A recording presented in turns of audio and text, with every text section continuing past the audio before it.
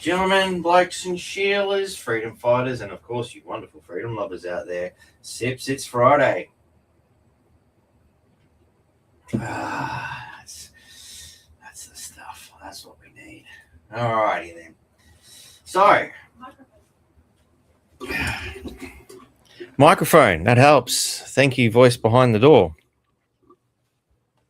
It's always something, isn't it?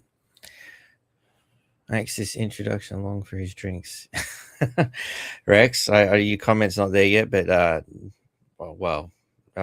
make it long so people got time to get in, to be honest. But if you can get a drink in, why the hell not?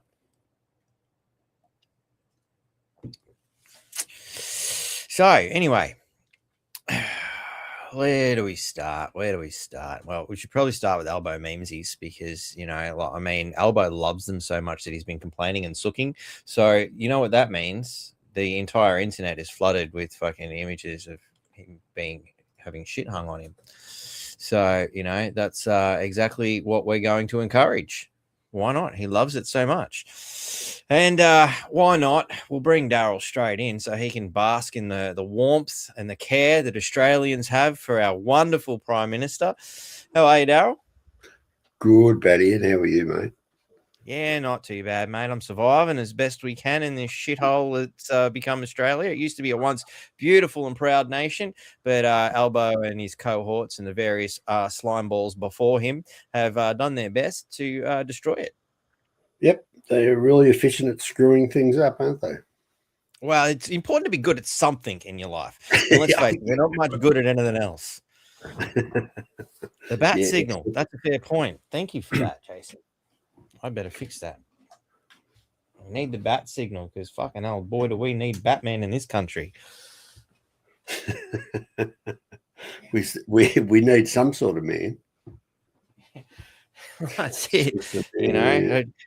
I was actually watching Justice League the other day. The line pops up. I think it's the Flash turns to Batman and goes, "So what's your superpower?" "I'm rich."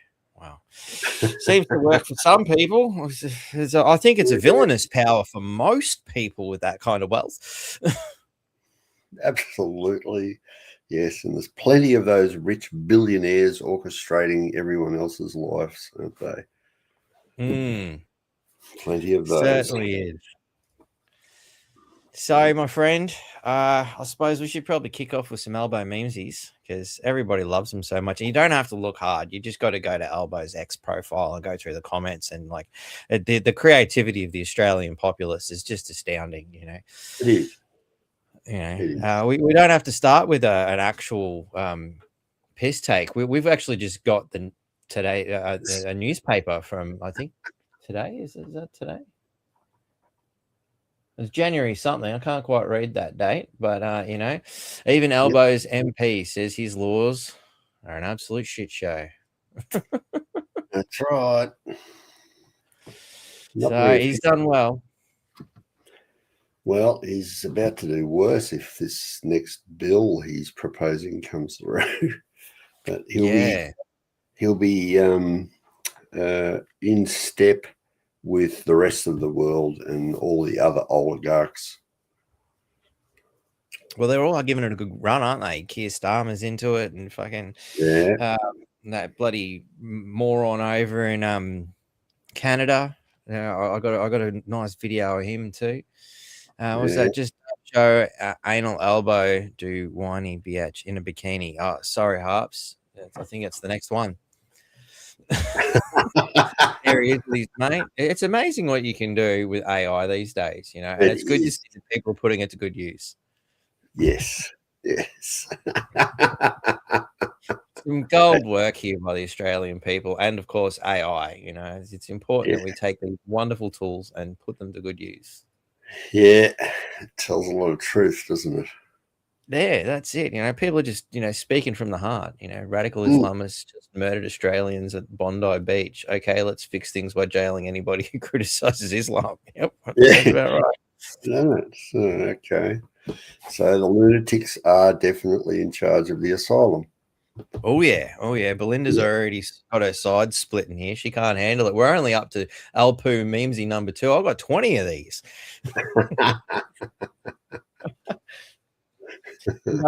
got to laugh. It's sad but true. But at the end of the Mm. day, we got to laugh because this is exactly the state of things at the moment. It's another stunning piece of artwork here. Yeah. It's good to see that creativity hasn't died in this country just yet. No, sense of humour is still well and truly healthy. Yeah, it's the only thing we can do to keep ourselves from the suicide booth. That's right. Oh, there's a disturbing image if ever you've seen one. Very. I mean, they should be putting these pictures on packets of dingers. You could sell shitloads. You wear one of these, you could end up with this as your child. Oh God. No. And he loves these ones so much. I think he actually come out and then actually stated that he was, the images coming from X that are of me being sexualized or something to that effect. That's a bad. Being sexualized, you being fucking demeaned, you fuckwit. That's a good one. Yeah, that's more accurate, isn't it? Definitely. Definitely the look of a cleric. I think it needs a little bit more of perhaps a Planet of the Apes vibe to it, though.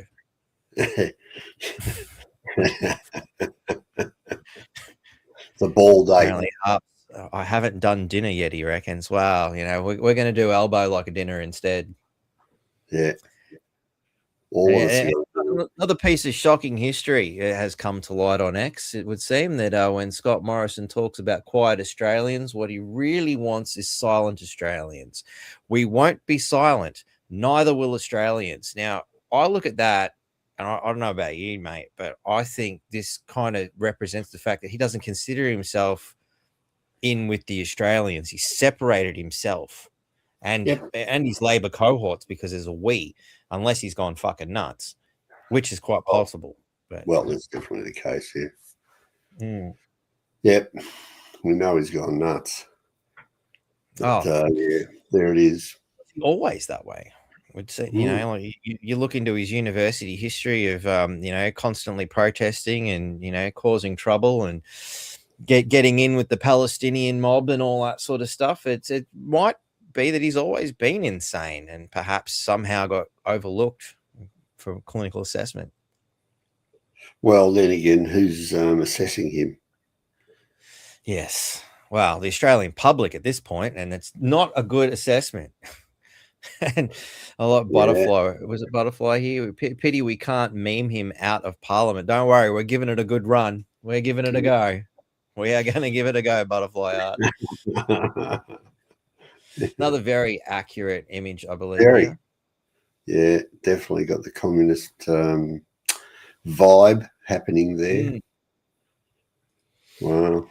So it's important to note that a lot of these images came off a post where he's attempted to be human and put his recommendation for Triple J's hottest 100s. So the general public have responded in kind. This not the most creative, but it definitely speaks volumes.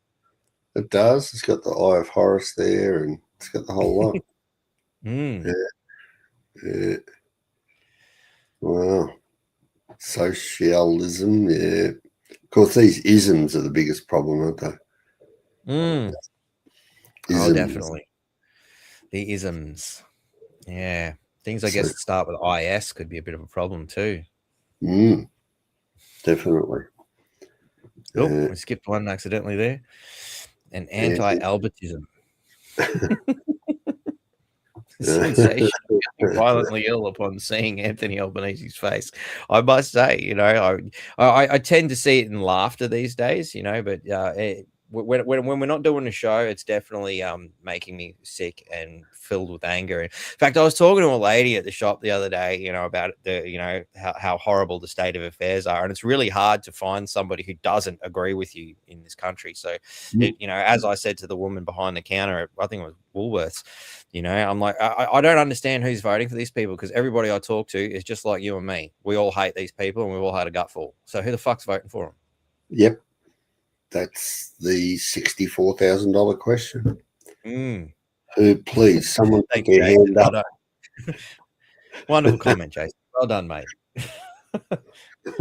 But in this case, it was bad because it produced this. It produced elbow. See, that's a load that should have been tied up in a knot and thrown away. Yes, and definitely, and it's embarrassing more than anything. Diplomatically, locally, he's embarrassing. And Australia, well, worst, the Labor Party voted him in. You know, they voted him to be their leader. So what's that say about the rest of the individuals within the Labor Party? Yeah, it speaks volumes, really, if that's the best they've got to offer. My God. I mean, their judgment's clearly showing out here. Are they worthy? No. No, I don't think any of them are worthy of. I don't even think hanging's good enough for them. You know, like they're just the lowest form of slime. They are, but the worst thing you can do to a narcissist is to publicly display their narcissism. Yeah, because you get this result.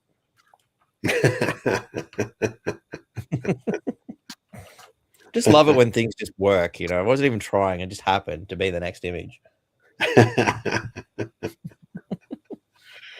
He'd have to be the worst prime minister the country's ever had. You would think so. I mean, I don't think any of the others have copped it quite like this. No, yeah, and the fact that he keeps whinging about it. You know, I mean, there was that time he complained about memes and everybody just went nuts. I think that was just last year, in fact. And he's whinged about it again, and he didn't learn. You've just asked for it, you know? That's about it. That's about right. He's all he's two-party preferred. Well, who's another bad prime minister? Paul Keating or Labor? I'm trying to think of a good one that we've had. I'm coming up empty.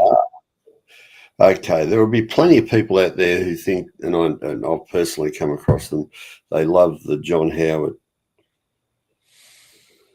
But he's the one who made sure the gun laws went against us in the first place. I think this is quite flattering for Penny, you know, because, you know, I'm sure her husband. I reckon she's more saggy. Yeah, it's a shock that she's actually she's been in the parliament that long. It's like, wow.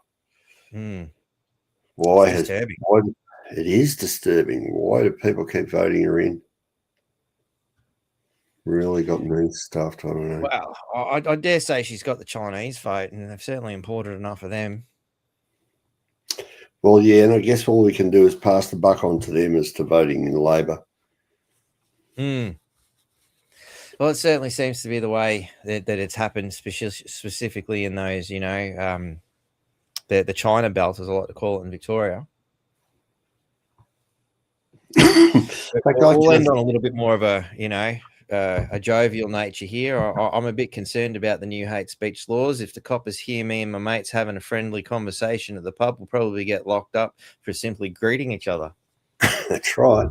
When you read the bill, it's a bit of a shocker. Yeah. But this is an interesting one. I seen it, and I was in tears when I seen it. You know, the reason Africa and the Middle East are so screwed up is because the colonial powers drew borders with zero consideration of ethnic groups and cultures. That's why there's so much conflict. So what you're saying is effectively mixing multiple ethnic groups and cultures causes conflict. What? No, that's not what I mean. Dissecting leftist arguments. It's so easy. It is. Words that cut. Yeah. And the sad thing is that these people have allowed the lefties to go wild. They needed to encourage them, obviously, to, you know, it's easier to control insane people, apparently. I don't know. You just turn the whole country into an asylum and off you go. That's it. And it is an asylum. And the worst of the inmates are in charge. Lock, stock, barrel. They really are insane, these people. being led around by, they got the nose ring in and they're being led around by, well, a whole bunch of things that shouldn't be there, but the Australian people are suffering in between time, watching the shit show. Yeah.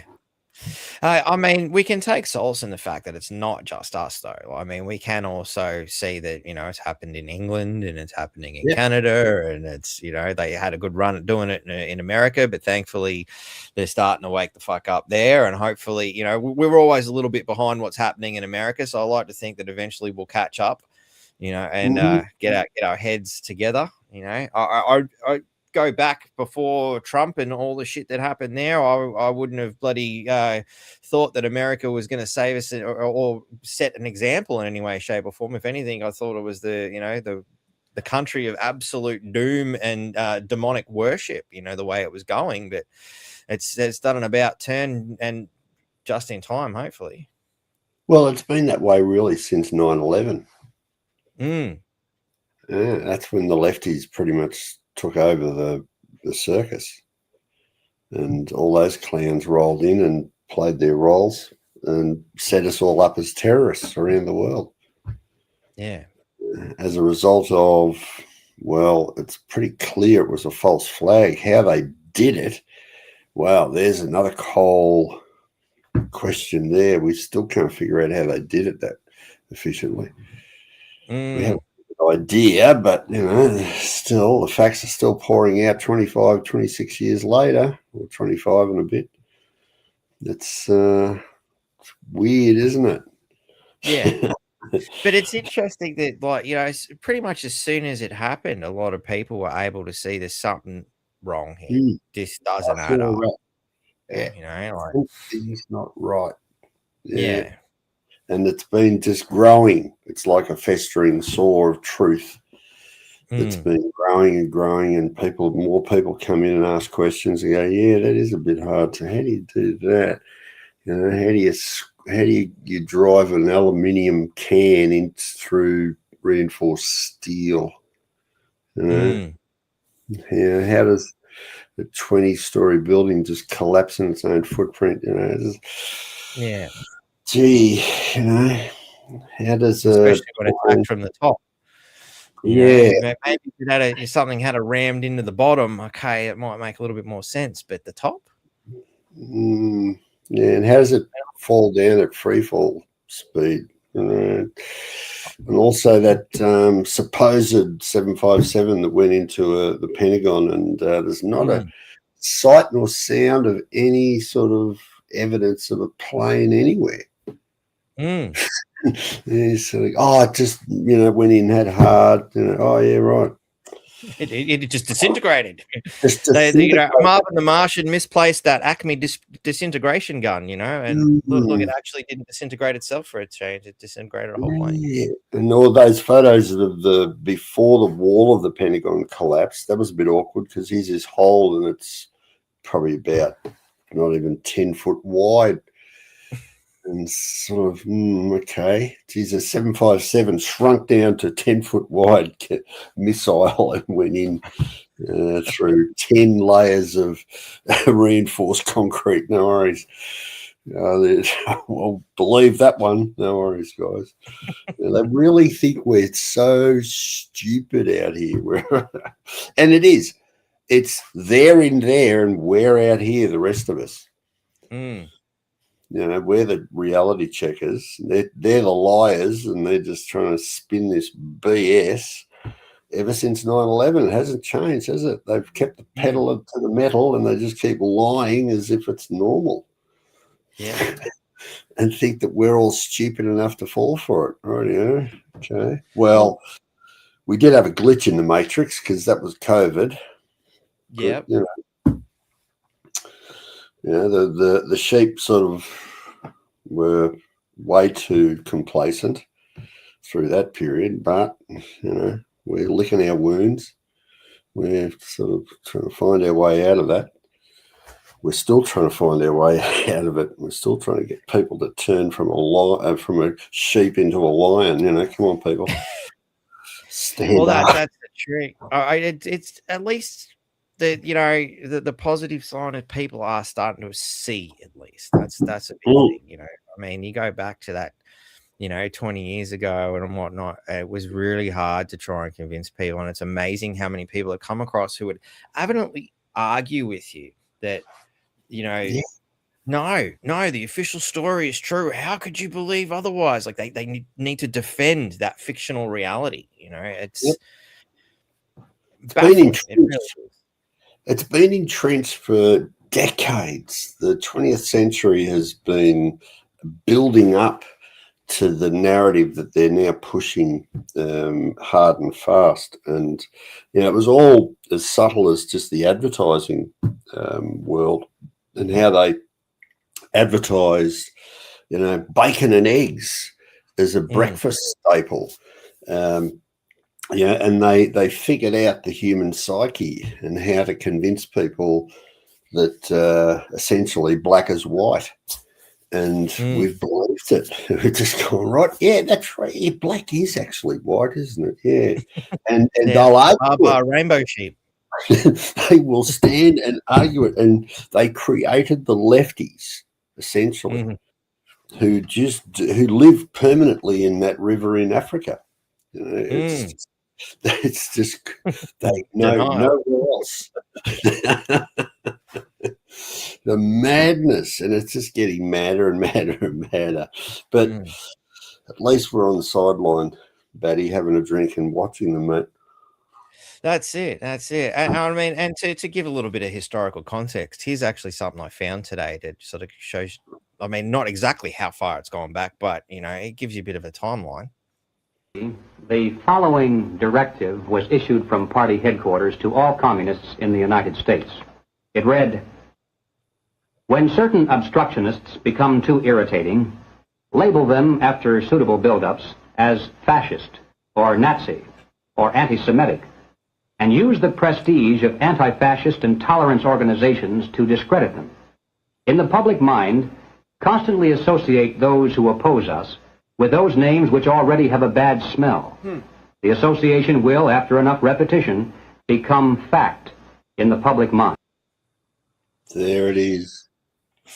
And I'm sure they've been doing shit like that since long time ago. I'm pretty sure you could probably find something similar written on a pyramid somewhere. You just got to go back far enough and learn a language, I guess. But it's just same old tricks, same old game. And right there, they hadn't even finished fighting World War II, and they're on to the next war already. War for your mind. Yep, that was it.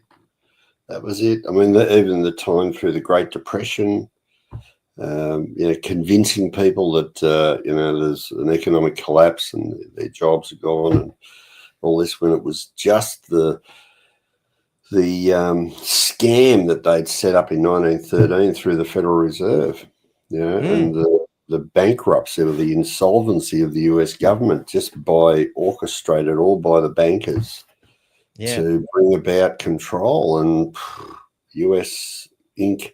took over in 1933. It's very well orchestrated, and the sheep have been very good sheep. They've just had their heads down, chewing on the grass and just doing what they're told. And this is sad but true. And we've just got to wait. People are waking up now, but they don't know what to do.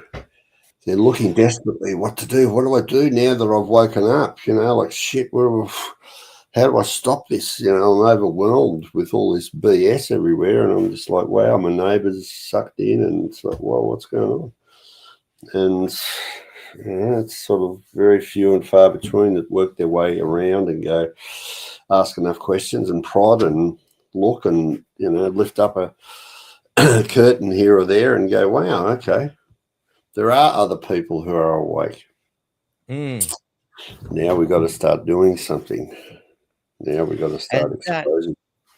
That's the $1 million question, I guess. What is going to work? There's a lot of people out there with, quick fix ideas and things like that. There's, whether they mean well or whether they're deluded, I don't know. I think a lot of people probably do mean well. They're just not looking at things in the correct fashion. You know, I mean, obviously, you know, Mike Holt, for example, comes to mind.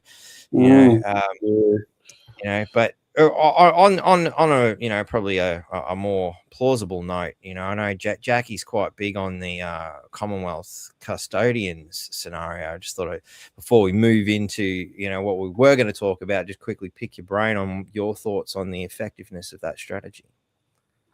Well, I came into this fray 25 years ago under a much more powerful sort of version of that through Caledonia. And I very quickly realised that, you know, really it's you got to go back to the power base in this country, which is the people. And you look at the law of the land, and the people are the ones who are enshrined with that ultimate authority over and above the whole of government.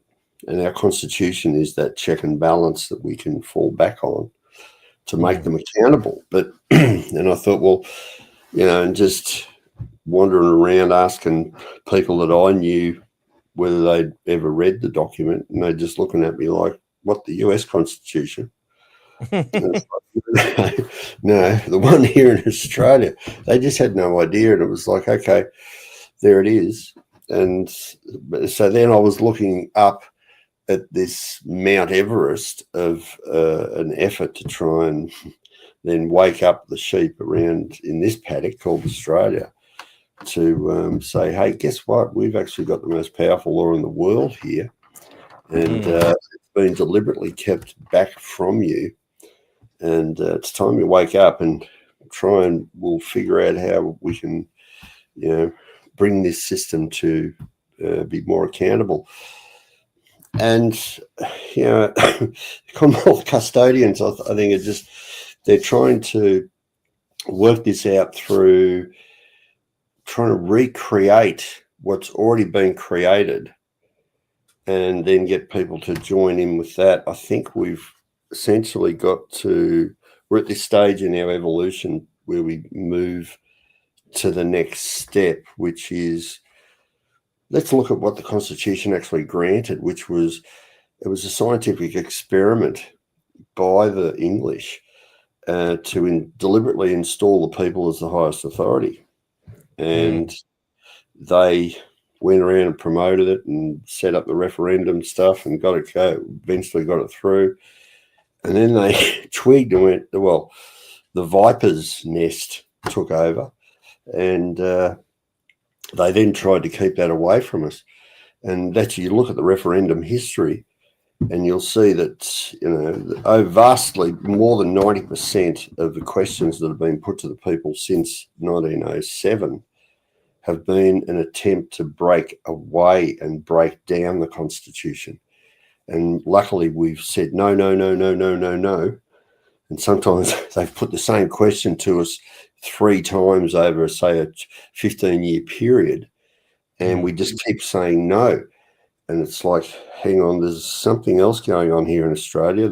Seems like there's this sort of very good spirit here that is, you know, a very old spirit that sort of makes us fairly complacent in a way, and we're able then to smell out a rat or see something's not quite right, and just play safety when it comes to ticking that box.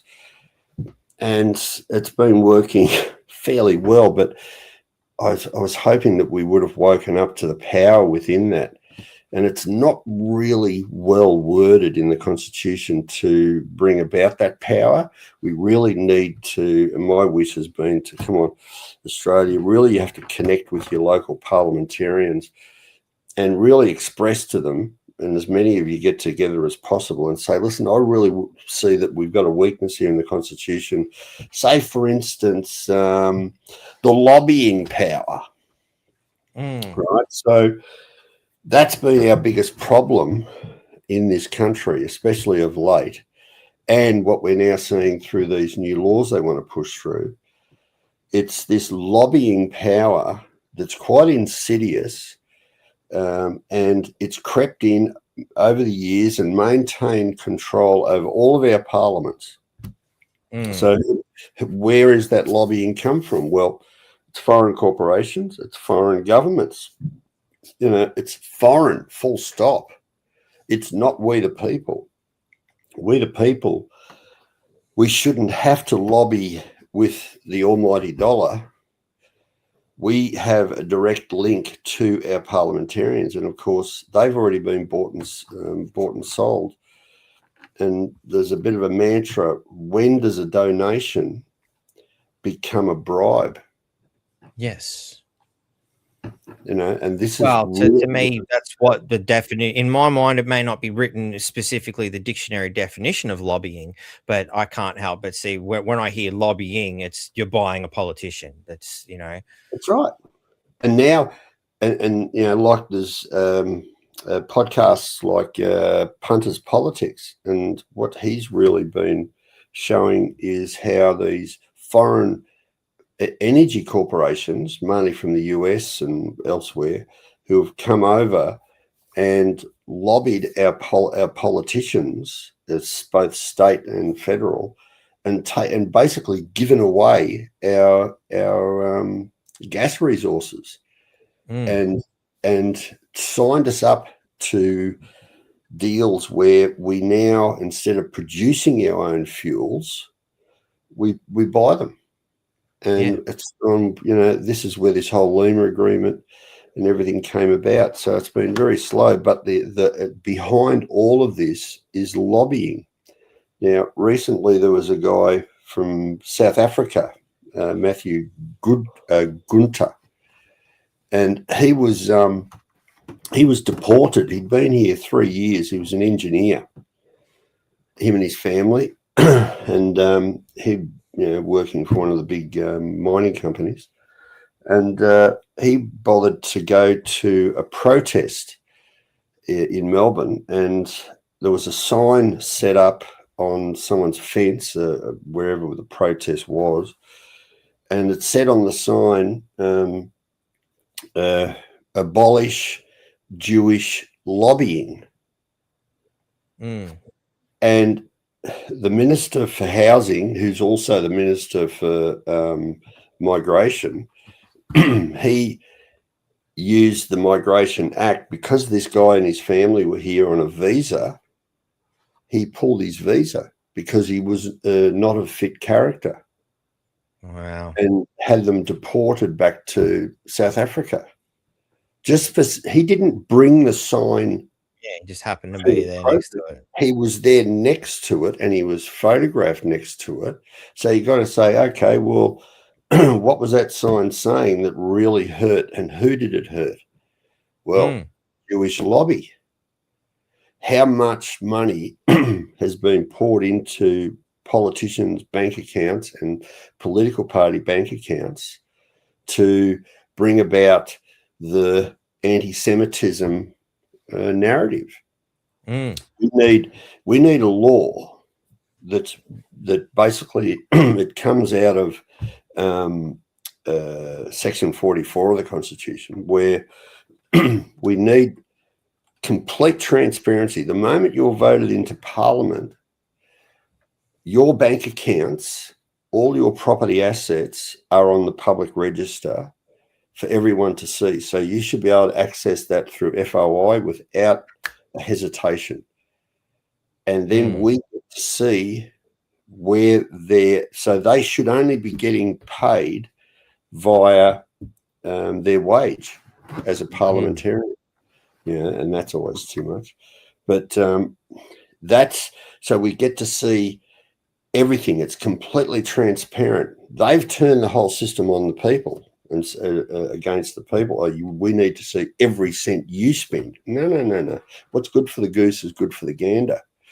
So we need to see all of your accounts. It's there. It's the Parliament has that power. The first one to do this was New South Wales, and they brought in a law that restricts electoral funding to political parties and members of Parliament, and the High Court's spoken about it. And the Commonwealth Electoral Act also has with respect to just election funding, they have restrictions as well, which is really coming on strong in the last few years. But we need a permanent law that restricts lobbying down to, say, I don't know, $1,000. That'll gut the multinational energy companies. It'll gut the foreign governments, the banks. Yeah, the banks who donate shitloads of money to both parties evenly. Yes, and foreign banks who actually buy our land. Well, no, don't think they should be allowed to do that. But no one. If you're not an Australian citizen, you should not be owning land. I'd even go as far as to state, you need to be like a third generation Australian to own land. Yeah, I believe that's going to be the case. Foreign ownership is a taboo. You can only rent it, you can lease it, but you most certainly can't own it. And this is how and this also goes for the bureaucrats as well. So the moment you step into public office, we need to see that all of your accounts are accessible through FOI. And that's how you bring the system to its knees, and you break the barrier between the constituent and their member of parliament. And this is where, and it was, for those of our listeners who are big supporters of One Nation, don't forget there was a picture of her fairly recently wrapped in a Israeli flag. She's showing everybody she has an allegiance to a foreign power. She shouldn't be, the Constitution says blatantly she cannot sit. Yeah. She cannot be in Parliament. Her allegiance is to the people of Australia and no one else. Yeah. That's it. She's a lawmaker, and that's it. She's lost her right to sit. That picture says everything. And it goes for every other member of Parliament. If you've got an allegiance to a foreign power, Senator Farquhar. I'm sorry, Farquhar. I kept calling her Farquhar. That's a good one. I'll pay that. She was the one that took Senator Hanson to the federal court. Yeah. And she won the case only because... Well, Senator Hanson's legal team, let's put it this way, how competent are they? Well, clearly not that good, are they? No. That should have been thrown out of court, let alone Farquhar winning. Farquhar just won, and it was like, you've got to be. It was such an embarrassing court case, and so we then, we actually put in through our good friend Heidi a case to overturn that ruling into the High Court, and they kept knocking us back and kept knocking it back. It's just like, wow, boy, is this system too political? But it's still, you put enough pressure, and they do squeal. They do squeal. So Rex has asked, no Jackie tonight. Sorry, Rex, no Jackie tonight, but she will be with us. So, I spoke to her today, and she'll be with us soon enough. You just got to be patient and keep watching, and sure enough, she'll be here. And actually, I'd like to state it's good to see that people actually were reading the comments. I noticed in some of the very early posts there that, people were straight away anticipating Darryl's arrival here. I'll go back to the beginning. Where is it? Harp's here. Sorry, I'm taking control for a second. People out there, Mr. O'Brien time. He knows more than shit doesn't travel uphill. So it's good to see people do read the description. It's good. I don't waste my time when I point to who's coming on and what's going on. Martin Taylor here is going, Darryl, the loophole is they will be paid after they retire from politics. And I believe the term we're looking for is book deal. Yep. And that's what we also got to prevent. So there's still, and what's happening, Australia is unique in the world, and we have been since the 70s. We actually set up a pension for our politicians for the rest of their life after they leave. Yeah. So Like, what? I don't recall voting for that. Like, does anybody else out there recall voting for that? Like, I know I didn't. Well, this is all part of the bribe. Yeah. It's all part of the bribe. Because that's all they are. Our politicians at the moment are people who have been bribed. Otherwise, they wouldn't be there. So I've seen it straight away from, the local council. We got a couple of good people in there. One of them tucked his tail between his legs and said, "I can't afford to lose this job. It's too good money," and turned into a complete and utter piece of shit. Hey, Christian Price, fuck you. And, obviously Troy Thompson wasn't going to play. So they threw everything in the kitchen sink and somebody else's kitchen sink from Russia at him, like it just went nuts. But there's another comment here, again from Martin. He's as we are the supreme source of authority in the Constitution, as we stated earlier, how do we apply this to invaders acting as government? Well, it's the lobbying power that's allowed these corporations to take over government. That's how it is. It's as simple as that. If we just focus on communicating to our members of parliament, we need strong anti-lobbying laws, and that's it. If you want to, now this is the message to Pauline Hanson. If you want our vote, then we want you to put in strong anti-lobbying laws, and see whether she's going to do that or not, or even talks about that publicly. That will show their allegiance.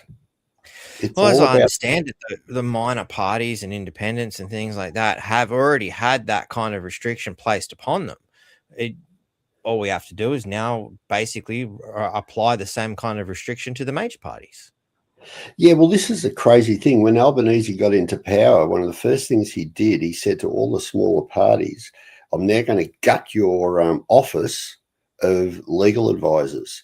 You only get one." Yeah. Now, did any of them challenge that? No. They just sat back and said, "Yeah, no worries, Albo." It's like, really? I was, well, I guess I wasn't surprised, but I was flabbergasted that the vast majority of legal advisors in the parliament wouldn't know the Constitution if they fell over it. But, this is where the problem lay. It's a multi-layered problem, and well, number one, I've always said there should be a test of knowledge of the Constitution before you even get to put your name down on the ballot. If you can't pass that basic test, we'll piss off, Hopeless. But lobbying is where the problem is. It doesn't matter whether it's a corporation or a foreign government. We lose, the people lose, and we don't see the money that's actually pouring in. There's many stories, like a couple of ministers in Northern Territory who passed a $150 billion gas deal to one of the Texan companies from Darwin.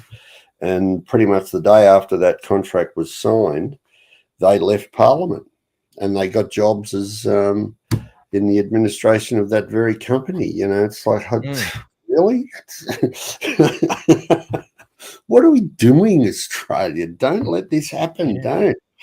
It's just insane. Yep. The rest of the do world, whatever they want because we keep letting them do it. We keep letting them do it. It's so frustrating. And I guess this is, 25 years of trying to tell people, wake up. But it shouldn't matter whether it's a 4-year term. It should be 4 years of evidence that you've done something for your constituents. That's it.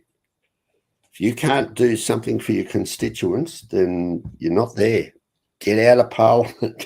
Get out. If you can't prove that, I believe before any parliamentarian can present a bill to be presented to either house, they have to show that there is support from their constituency. That's something that the Constitution needs. Yeah. There has to be some sort of evidence they can provide the parliamentary secretary to say, yeah, I in order to first cab off the rank, first post, I've got to prove that, I've put this to my constituents, and the majority of them have said, yeah, we want you to say this in Parliament. Cool. No worries. That's democracy. Yeah. At the moment. Well, that would mean they'd have to have town hall meetings and actually talk to the people instead of just giving out them little calendars every year with their silly fucking face on it, Accountable. Average email of a bunch of smiling idiots. Look at me, pose for another photo. Hey, look, here's me with a shovel doing hard work for 10 seconds, like. Yes, that's it. Fucking retarded. This is what we need. We're like nearly 50 minutes into this podcast and we haven't even got to the main point. Okay, let's do it. Pull up Combating anti-Semitism, hate, and extremism bill. Now, obviously, that's where we'll end up. But you have a look at what's going on. What is the government's new hate speech laws? They go through it, and the very next day, social media posts could fall foul of the new hate speech laws straight away. And this is, lamestream media sort of stuff. Faith leaders call an elbow to delay hate speech laws. The very people who it's affecting, are saying, stop. That's nuts, obviously we've got the Constitution, 116, the Commonwealth shall not make any law for the establishment on establishing any religion or for imposing any religious observance.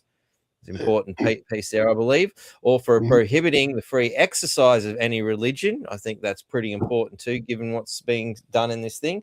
And no religious test shall be required as a qualification for any office or public trust under the Commonwealth, which is why I was saying last week, I think we really need to establish what exactly a religion is. Well, yeah. Some of these so-called religions should be maybe relabeled. Yeah, perhaps as violent cults. Could be, like the violent cult that's running Iran at the moment. Yep. Just one of many. One. Variations. There is the annotated Constitution. I was planning to go through and look into 116 of the annotated Constitution. Never got around to it. I don't know if you've ever had a look at it, Darryl. Perhaps if you have you? Yeah. It's sort of what you've sort of covered. Pretty much says what it says. It's with respect to any office in under a Commonwealth trust. So, the High Court though. The only problem with the Quick and Garran, it was reporting on the 10 years leading up to Federation. The other annotations, 1936, 1974, they include what the High Court said. Because there, under the Constitution, that's where the true interpretation of the Constitution comes through. So for those who may not comprehend, and I guess to confirm in my own mind whether I do or not, that would mean that in this point after, say 75 years roughly, give or take, we've got enough case law to determine how the Constitution has been applied. Yeah, and the later annotations actually cite, right, there's section 51(1), and this is what the High Court said in these cases, blah, blah, blah, and it'll go through it, fairly, and you can then go to those cases and look at it, and the High Court's going, oh, yeah, this is blah, blah, blah, and you get a better understanding then of what that's actually saying. So the annotation that you're looking at, the Quick and Garran, that's what the framers of our Constitution argued in order to set that up. Okay, so they said, right, this is what we see it meaning, but that's not necessarily exactly what the High Court would have said. And this is what, and the High Court go into, because when the High Court make a ruling on a particular section of the Constitution, they'll go to US Supreme Court, because the closest law in the world that's to our constitution is the US Constitution. So they look very closely at the US Supreme Court cases, the Canadian Supreme Court cases, and the English Privy Council cases. So, it's a much better body of understanding out of our High Court when they do that. They because we're still a young country, they have to rely on these other guidelines that the other courts give them. And our High Court heavily relies on US Supreme Court precedents. It's very powerful. So, and that's why the other annotations are very good. So 116 has been argued. I haven't got into all of the cases, but it is still work to be really dealt with properly. And of course, then you've got the differing opinions between each High Court justice as well. One of the rebels has always been Justice Kirby. He's been probably he's more down to earth, Kirby, in his rules. He's more what the average man on the street would have said and interpreted, where the other judges have sort of taken, a sort of differing angle, which is not bad at all. Some really good, firm judgments come out of our High Court. So, we're still a country that's growing in its common law, but all it's missing is the people's input and utilising that court to help the court as well better interpret the Constitution, because the people have to take up the job. We've been chewing away on the grass for way too long. We haven't been standing up and just going, hey, listen, we've got a problem here. Can they do this, or can they bring this law in? Like this BS that they're trying to bring in at the moment. When you read it, to my eyes, it restricts pretty much everything. You certainly wouldn't want to be a pastor of a church. No. It's really slamming those. It's. I mean, the fact that it's got anti-Semitic in there shows, I think the Israeli lobby has been quite vocal in the creation of this particular bill. It shouldn't be. Where's the anti-Buddhist? Where's the anti-Hindu, anti-Jan? Where's that legislation? You can't just target one religion and say, no, you can't say anything against that particular religious belief. Well, nothing biased about that at all now, is there? Oh, no. And for it to actually appear as legislation or upcoming legislation, if the bill passes, it's bizarre. Well, it's funny you mentioned that, because I was scanning through Twitter as I do and just having a look and see what people are thinking and saying. And of course, I've never actually actively gone and looked at the Australian Jewish web Twitter page, but it amazingly always seems to come up when these sorts of issues are around. And funnily enough, the one thing that they demonstrated was the first image we showed earlier. This came from them. That's what the Jewish community in Australia actually seems to think, because they shared this particular page. So although I don't know, is it a tactful smokescreen from the Jewish community, or the maybe not the Jewish community, but the higher ups who are lobbying and playing their little games? Are they? Is this a smokescreen to make it look like they're not really supporting it, or how much have they had to do with this? There's a lot of questions to be asked.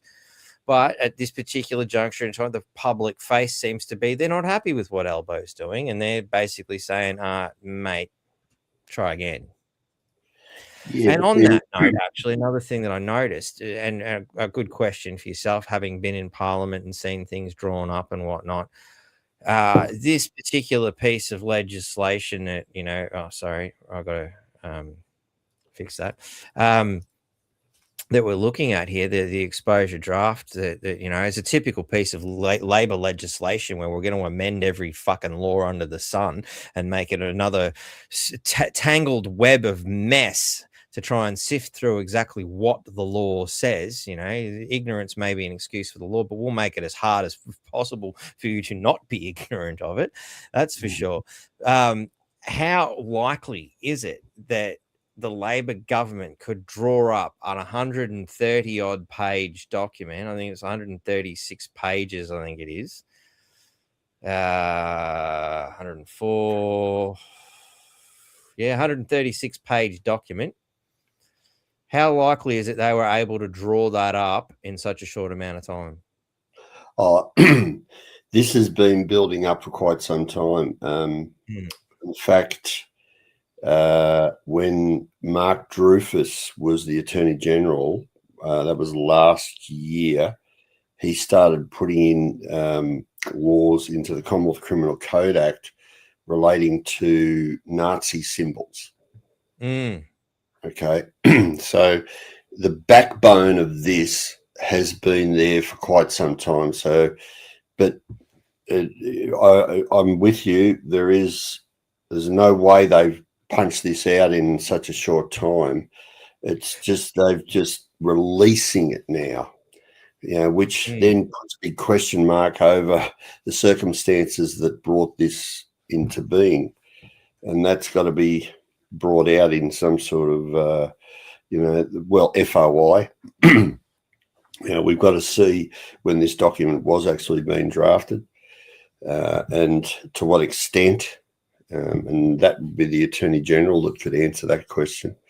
We want to see dates, we want to see memos, we want to see everything relating, and all correspondence to the Attorney General's department relating to this bill. And this is where you'll see the influencers, the lobbyists. Because it's making radical changes. They're basically bringing in here through this bill, they're saying that if you hate, that's a crime. Yeah. And that's, what they're attempting to really do here is throw out our implied freedom of political communication, which is enshrined in our Constitution. The High Court has spoken about this so many times, it's not funny. It's almost as many times as Section 92 has been argued, but more so in the past probably 12 months than any time prior. The most powerful case was Coleman versus Power in 2004, and the High Court, that's when Kirby was on the bench, and the High Court was really quite vocal about you should be able to say anything to any public official whatsoever as long as you do not incite any sort of violence. You can call them a fuckhead or whatever you want, and that public official has no comeback against you. So you should be able to go right up in their face. And they said that in that court case. And just recently there was a case, Farmer versus Minister Burke in the High Court, and that was to do with Candace Owens. So Candace Owens was going to do a tour of Australia, a talking tour, and the minister used Section 501 of the Migration Act and said that I'm not going to issue Candace Owens a visa because she's failed the character test, because she could incite anti-Semitic and violent repercussions for government and people in government. And it's like, wow, really, dude? I've watched a little bit of Candace Owens and I haven't seen anything anywhere within a bull's roar of any sort of threat of violence or, pick up your guns and go for it. None of that. And yet, no, all she's done is point out inconvenient truths and historical facts that people don't want you to know about. That's right. And she got her visa refused. So we've been trying to get a case together to challenge that. There's, we're helping some people do that. So, these are the sorts of things. And the High Court's again and again and again, it's just said the implied freedom of political communication is guaranteed through Section 7, 24 and 128 of the Constitution. There you go. You don't have, the Constitution has pretty much enshrined that. You can't get away from it. And this bill is a direct collateral attack against that implied freedom. So, essentially and I've put this out on social media posts, especially to politicians who are sitting in the Liberal Party, saying, well, this in fact is evidence of contempt of the High Court. So treat it as such. The High Court, up until 1979, I think it was, the High Court had a marshal. Okay. And the marshal, that office of the marshal was there to enforce rulings out of the High Court of Australia. And they took that office away. Wow. It was the Labor Party that did it. Oh, what a surprise. I didn't see that coming. No. Didn't see that coming at all. So, wow, come on, Australia, come on. Our High Court makes these rulings and it just falls on deaf ears. Oh, yeah, that'll fill that spot in my bookshelf. And that's it. Come on. And the lawyers won't do anything about it. God, it's the truth. No. And yet the Supreme Court in the US, they pass a ruling and, the concentration, and they pull that ruling apart. It's just chalk and cheese when you look at the way our Constitution is treated here by the people compared to the US and the US Supreme Court rulings. They know full well over there how they can keep their system in check and balance. Here, we've got better law, but the punters are asleep. They're down at the footy. They're watching cricket. They're doing everything else except doing what they should be doing, and then whinging about, oh, yeah, but they can't do that. Well, you let them. You bloody well let them. You got only yourself to blame. You can't point a finger at that politician, because guess what? 3 fingers are pointing back at you. And this is the problem. Aussie, do something. Seriously, we're heading at 1,000 miles per hour towards a bloody thick wall in something that's going to hit it very soon. Yeah. It's going to be over. It's going to be over. And we're going to go, oh, what happened? Well, what happened? Yeah. Oh, I dare say we've only got a few years to really get a shit together, ladies and gentlemen, too, because Agenda 23 is getting closer every day. Well, Venezuela was a massive, it was probably one of the most impactful events in our history. We haven't realized it yet. Okay. What took place in Venezuela will blow your mind. What the mainstream media and the vast majority of even the independent media will point out, you just think, oh no, well, what's the big deal?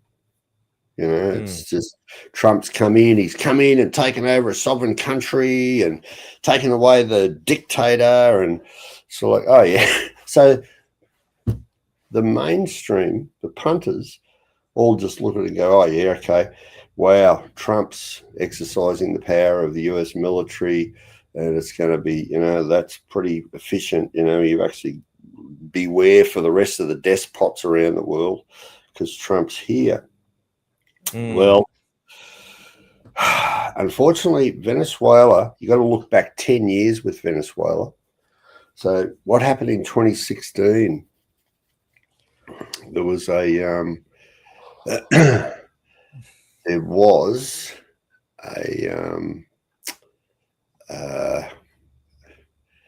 an oil crash. Okay. So if we look at the details of what happened that day, at 4 a.m.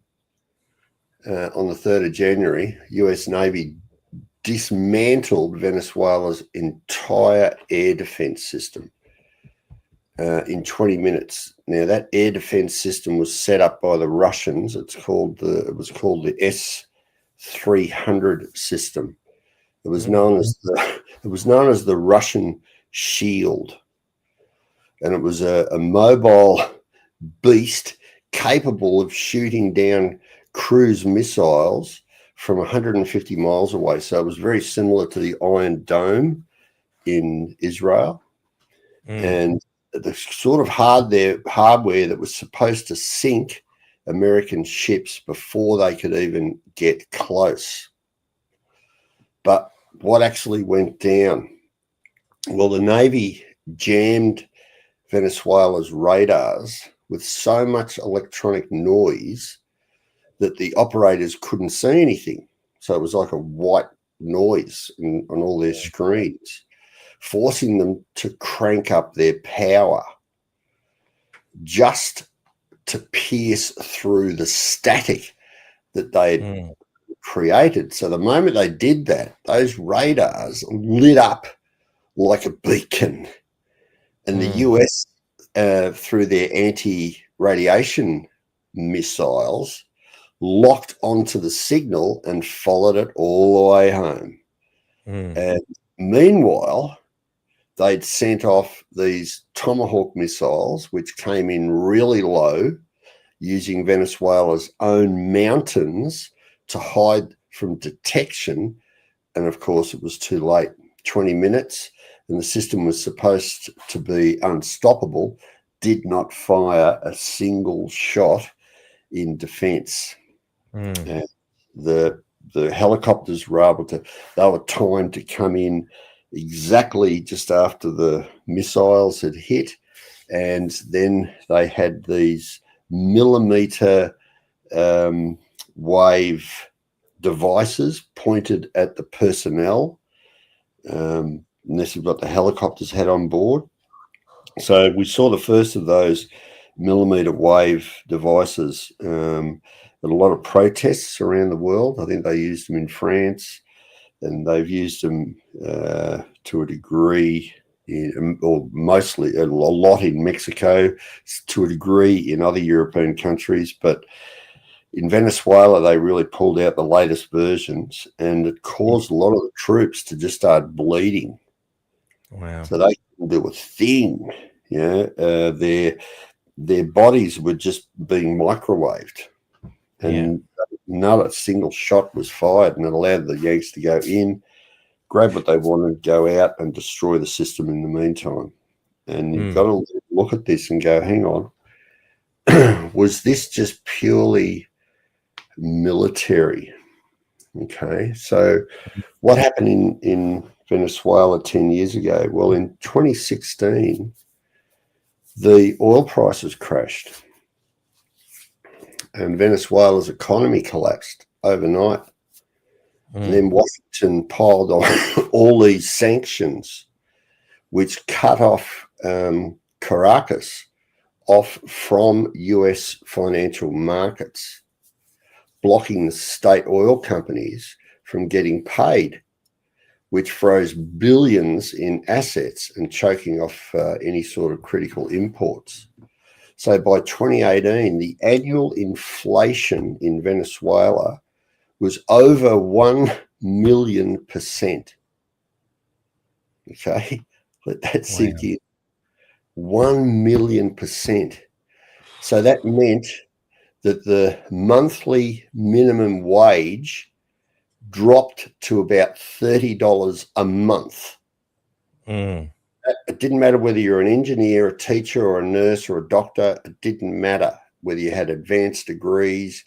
You couldn't even afford a week's groceries on the formal salaries.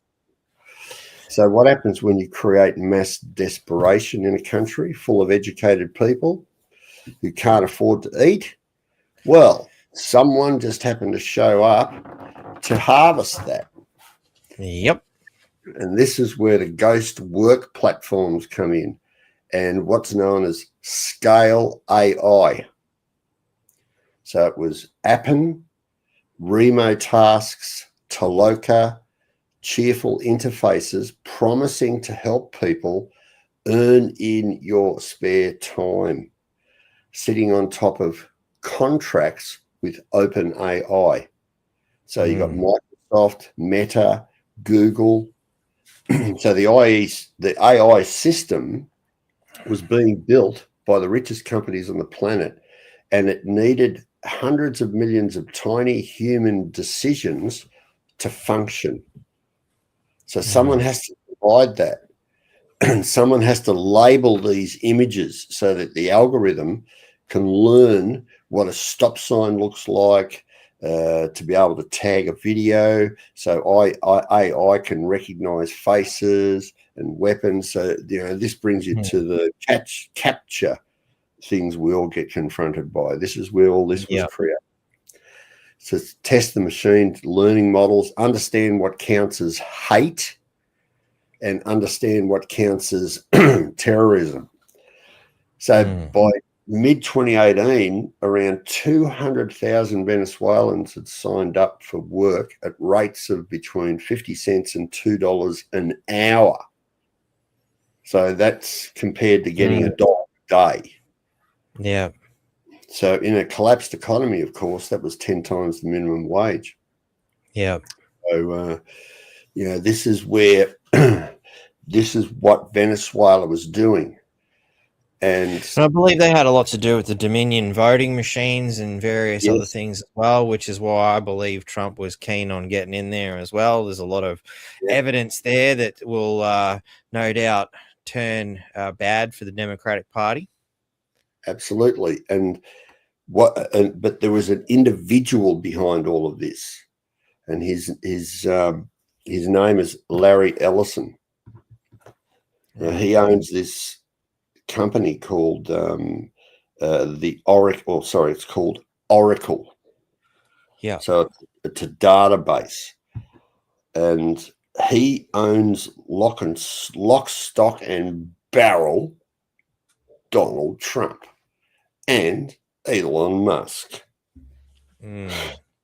Look at if you look at some of Donald Trump's press conferences, Larry Ellison is standing just behind Trump most of the time. And Trump will quite often, especially when I remember there was one last year where Ellison actually bought Twitter. And he turned to Larry and said, "Oh, Larry, you're pouring billions of dollars into Twitter, and TikTok." So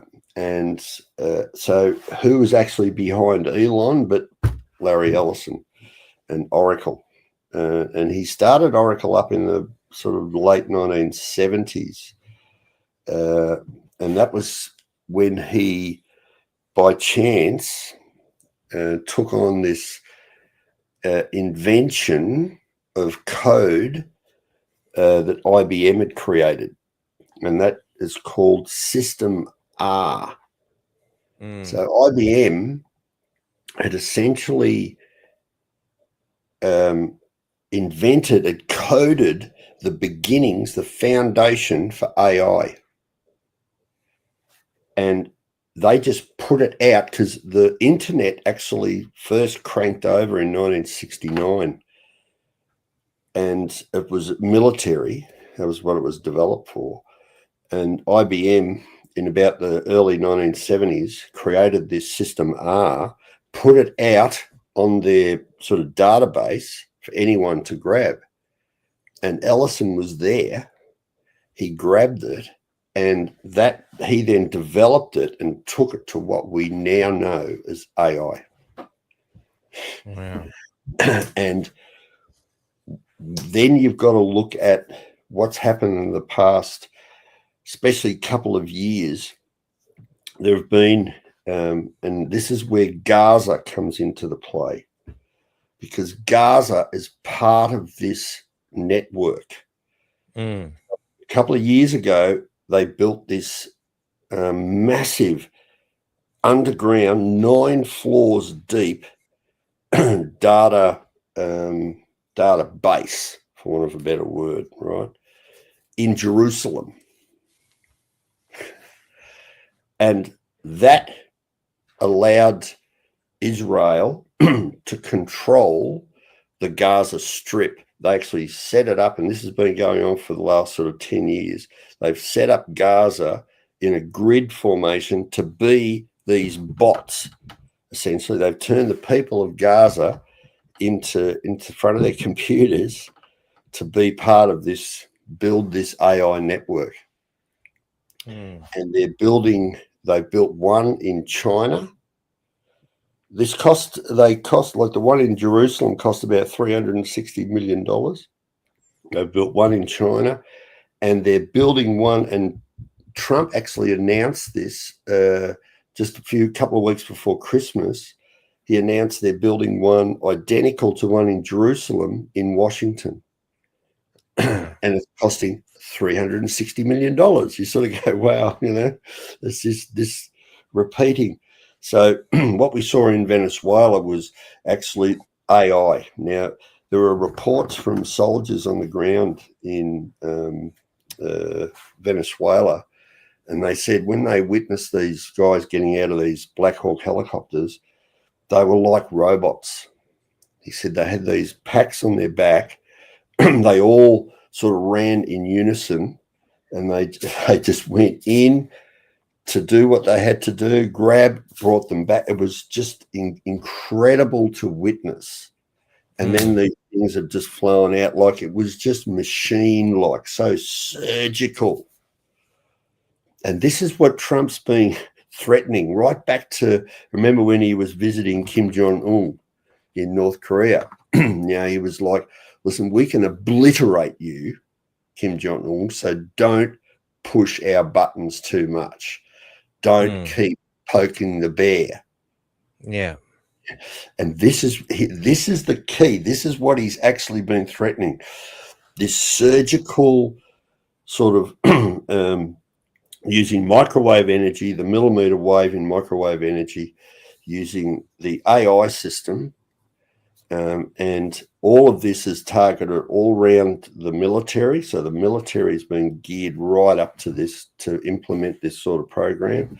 And you won't know what hit you. It is just so mind-blowing. I'm just introducing you to the entrance to the rabbit hole. But that's what Venezuela was all about.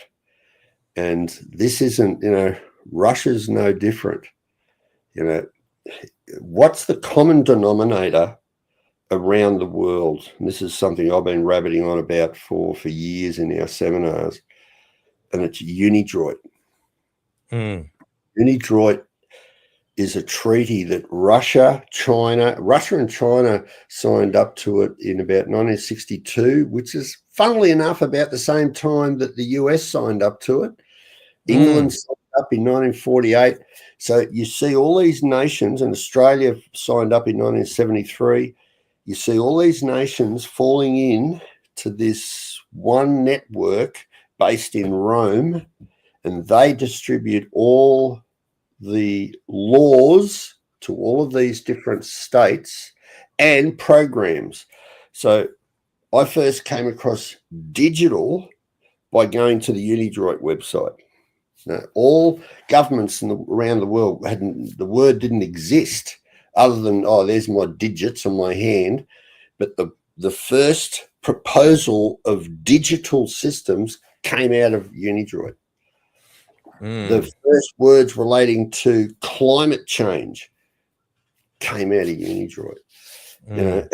All of our local government laws, our transportation laws, our franchising laws, our banking laws, all comes out of Unidroit, And people can go and have a look at the Unidroit Treaty here in Australia. It's under the Department of Foreign Affairs.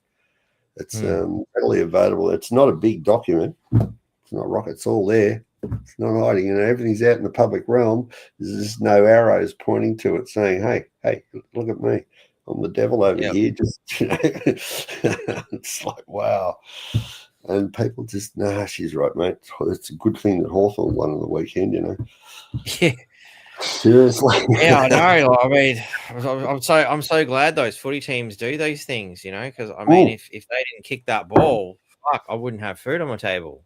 Mate, that's it. It's so important that we win the cricket and far out.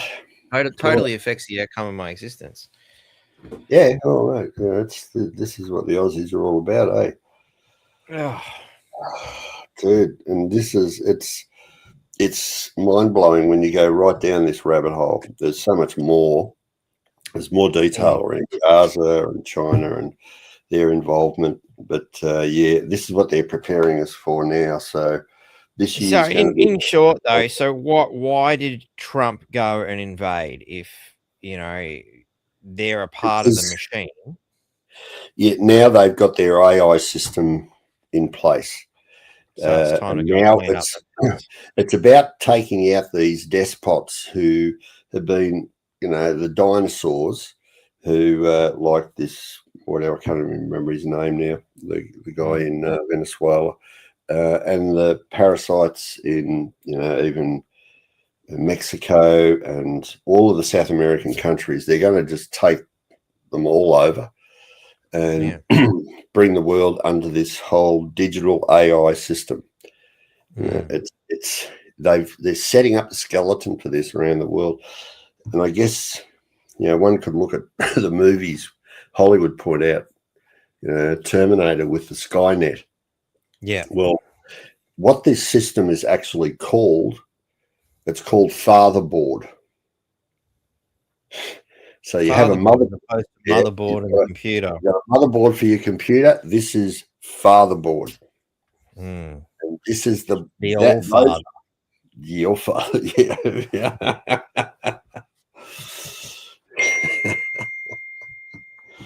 So Can't make this shit up.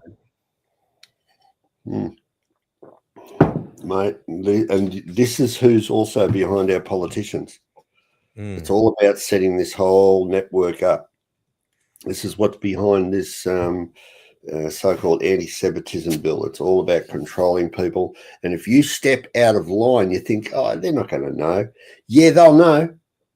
They'll know. And the giveaway will be your phone or your computer screen or your television screen. They will know when you fart. They will know how many tomatoes you want. They know everything. They will know what you're thinking. Okay, this has been part of this MK Ultra program they've been running since the 1950s. So, I hate to be the bearer of the harsh reality of what's actually coming, but that's what that brick wall is that we're heading at 1,000 miles per hour. We have a digital ID act here in Australia, and yes, it is voluntary. They've put it into England, and they're starting to back off from that a bit now, but a number of people, 12,000 people, have been imprisoned under the Digital ID and the Online Safety Act. Over in England. And you got to go, hang on, that's the United Kingdom. That's where sort of, democracy, well, I mean, Greece was the beginning of democracy, but the UK is that beginning of common law and, that system. How could that possibly be? Well, it's happened in the same 12-month period. Russia only put 3,000 people in jail for speaking out against the government. You've got to go, okay, wow. So, this is this leftist movement that's really been this disease that's been encroaching upon us, especially the last 20-odd years, since 2001, since those buildings came down in New York. Yeah. That was the beginning of the war, and that was where they all labeled us, like I said earlier, terrorists. and our movement was starting to be restricted. You know, your airports, the bullshit you got to go through to get on a plane. Oh, but it's all for your safety, and we're trying to protect you. And there it is. Which, you know, again, it's just, you've got to be shitting me, because you've imported fuck knows how many of these, you know, potential terrorists that you told us we needed all these laws for. And you bring more of these people in. What the fuck, you know? And again, you know, who's in jail? It's not the rapists and the murderers and the fucking terrorists that they've imported. No, it's the fucking people who were born here who are going, what the fuck? Well, look at what they did with the just here in Australia. How did they implement the Lima Agreement? How did they get us to get rid of our research and development and our manufacturing foundation? They said, "Oh, we've got to help third world countries." So they've broken out the violin, and they've said, "Come on, Aussie, you know, you can't be. You've got all these commodities here in this country, you know, we've got to allow these third world countries to have a bit of a go, you know." So they took the manufacturing base away, and now they played that same violin when it come to, oh, we've got all these people in third world countries that they're being oppressed by despots. You know, we need to open the borders and let them come into our country and mingle in with us. Well, gee, hasn't that worked out so well? Oh, it's done wonders. It's done wonders, you know. I mean, it's void of all logic. Everything that's transpired, it just makes no fucking sense, and it does my head in that people just keep going along with it and virtue signaling utter nonsense. Yeah. It's been this massive distraction of the he, him, her, she bullshit, and it's all been about distracting you from what's really going on behind the scenes. And it's this establishment of and the outcome what we saw in Venezuela and in Gaza. So it's not the Netanyahu's, because they put these puppets up for the general public to focus on and go, oh, isn't Netanyahu a scumbag? Or even us here in Australia, oh, isn't Albanese a scumbag? Right. But what's behind these parasites? You know, who are the puppeteers? And this is what this AI system has been building up. And those who have been putting that skeleton together, the Larry Ellisons, the Elon Musk's, Donald Trump, another puppet. I mean, seriously, Donald Trump, as far as, you know, a Mensa test for IQ, what do you reckon he'd pull as a number? Never given it much thought. Don't know. Never a clue. Yeah, I reckon it'd be in around 90, maybe to 100. Okay. I don't give any more than that. Strength. Even I got higher than that. Well, mate, I got 132, I think it was. And I'm nothing special. You know, it's the average should be around 110 to 120. That should be more the average. But Donald's not much. He's a good puppet.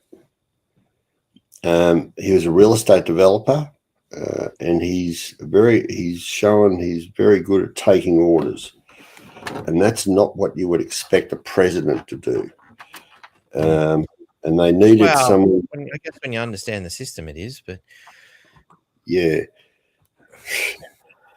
they are puppets. These people, even the Xi Jinpings and the Putin's. Although Putin seems to be a bit of a he's probably the smartest out of the whole lot. But yeah, they're not the sharpest tools in the shed that are who actually, you know, faces to the rest of us. So, well, if they were too smart, they'd fucking realise that, you know, sooner or later their usefulness will come to an end. Mm-hmm. That's right. And it's pretty much coming up to that time, I think, from all the stuff that's going down now. You know, the shit's going down in Iran, And this is where we're now seeing the Netanyahu. The distraction has been Iran away from the Gaza Strip, and the Netanyahu's been sort of put up as we don't want to put up with that sort of behaviour in Iran, where the Iranian regime kills between 12 and 20,000 people just because they walked out on the streets and protested. Oh, right, that's coming from somebody that's literally killed tens of thousands of people indiscriminately, just bombing the joint to the ground, right? Yeah, okay. But we've now seen Trump and Netanyahu and Putin and all the main world leaders, the Arabic leaders, all sort of get together and sort of look and say, yeah, well, listen, Trump, don't attack Iran like you did Venezuela, but because that's what's supposedly stopping Trump from going into Iran is the Saudi Arabians are not happy. They're saying, don't go into Iran. They're saying, hang on, mate, you can't. We don't want, even though he's got bases in Qatar and Yemen and Syria. He's sort of surrounding Iran, and Turkey, but they don't want him to send troops in from any of those bases. So he's been sort of handcuffed in that sense. But he has just fired up an aircraft carrier to head there. Because his aircraft carriers are spread out. He's got 5 in dock being refurbished. He's got 1 in Venezuela. He's got 1 out in Japan. And he hasn't got, I think he's only got 13 all up. So, but he sent 1 just the last day or so to head towards Iran. And China's now starting to flex their muscles too. They've gone public with this insane looking, like it looks like a missile, but dude, it's like a Saturn V rocket, and it's laid down on these tracks, and they're parading it on one of the main highways. That there's plenty of images of this thing. You just sort of look at it and go, what the hell is that? Mate, it's just insane out there. It really is.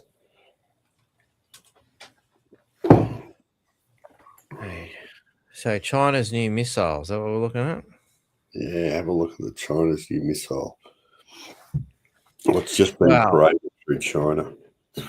A new missile sub that has come out in the last, yesterday, it would seem.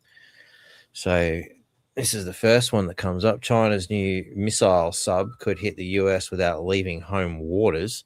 China has taken a massive leap in its underwater nuclear arsenal with a quieter engine, longer missile reach, and stealthier design. New type 096 submarine signals a major change in global naval dynamics.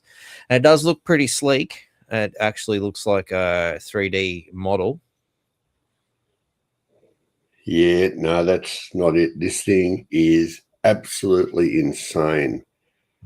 It's like it makes that sub look small. I don't know how the road's handling the size of this thing. It's I saw this on a feed. There's live footage of this thing. It's Blackwoods, BLAKWOODZ, and it's headed. China has started it. It's insane, mate. It's just wow.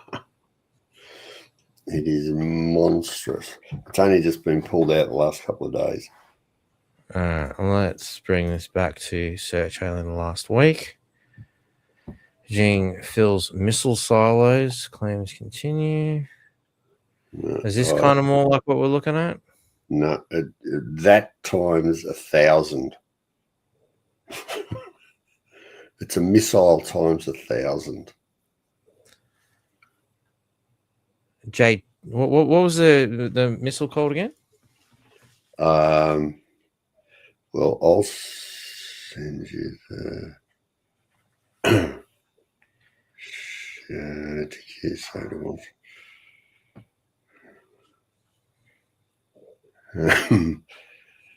let's see, how am I going to do this? Hang on. There is the private chat. You can send shit in, or you can just email it to me. Yeah.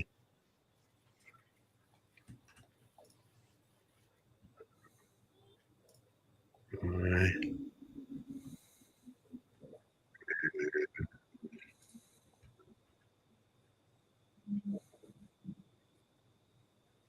And I'll just send you the link.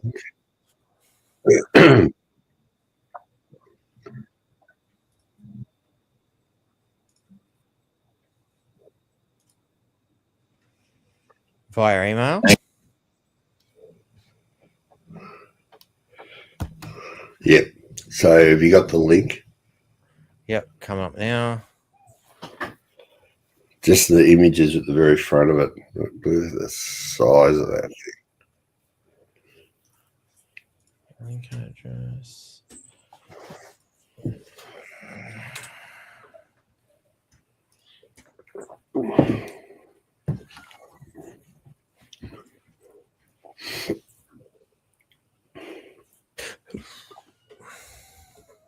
It now officially seems like China and Russia have now officially joined forces together, and they're bringing out stuff that we've never seen before. Take a look at this stuff right here.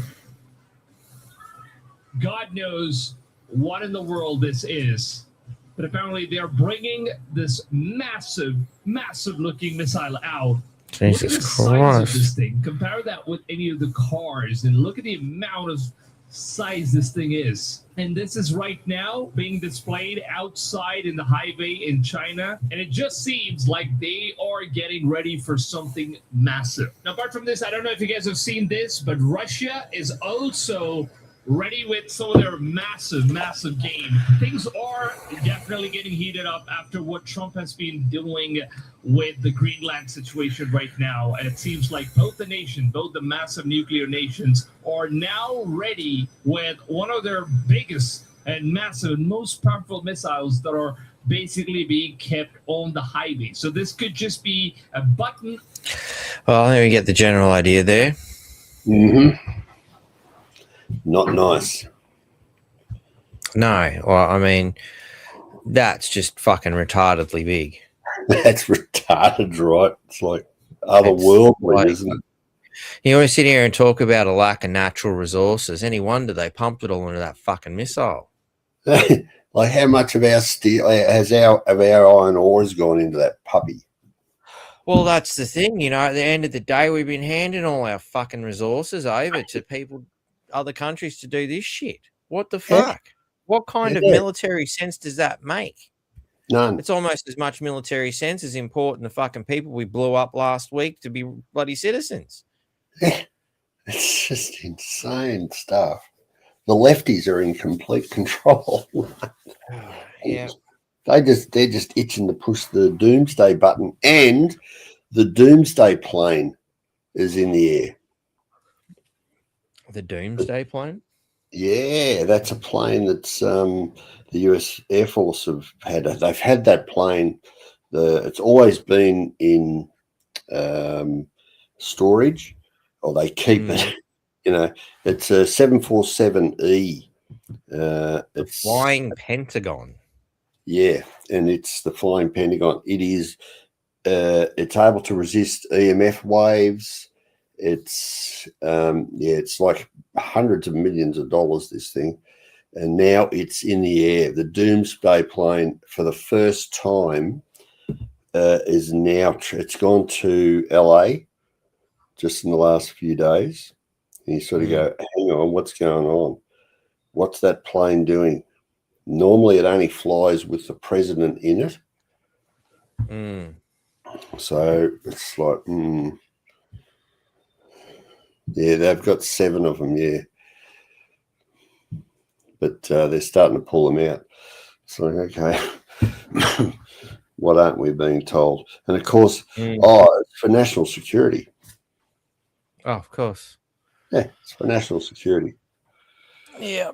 Yeah. Inter enum arnum silent legis, I think it goes. In times of war, the law falls silent, something to that effect. I probably got the Latin wrong, but it's been a long time since I watched that episode of Star Trek. So. Yeah.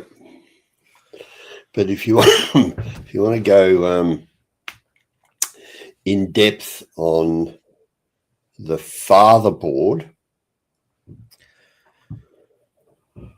okay, go to a journalist, independent journalist. This girl's just, I haven't come across anyone whose research is so in depth, and she goes to Pentagon papers, she goes through Yale University and the like, and she provides all the links in her her page. It's and it's she's called, what's her name? The Drey, that's Drey, Dossier, Dossier. She is absolutely phenomenal. She pulls this whole system apart, absolutely pulls it apart, and she's got bugger all following. Like, it's just mind-blowing. And she's an independent journalist. Like I said, she's especially been looking at this parasite that runs Oracle. And she's very good, very good. Of all the independent journalists I've looked into, she goes down that rabbit hole you didn't know existed, and just pulls it apart. So she pulls apart, the Tony Blair's. She's able to give you a good rundown. So this is the right one, the red-headed lady here. Yeah, that's her. Yeah, she's really good. She's there you go. The fatherboard, Venezuela, and AI warfare. Yeah, it is phenomenal. And you just wouldn't think, but her content, and you can tell the passion in what she does. And at the end of her stack there, her Substack, she has all the links to all of her research. So that's the sort of journalist we need to sort of get behind. Yeah, I see where you got all your sort of stuff from Venezuela as I quickly scan through this. Yeah. And the presentation, that's only just a very small part of it. But I've checked those links that she's provided, Yale University and Pentagon. Yeah, they're all legitimate. She's not at the normal level of media. I reckon she'd be absolutely dynamite in the White House press club. Like, she'd be asking them questions that would just cause them to walk out of the room. Well, I see they don't want people like that in there now, do they? Well, no. But we need to know what she's got. I'll paste that in the comments for people.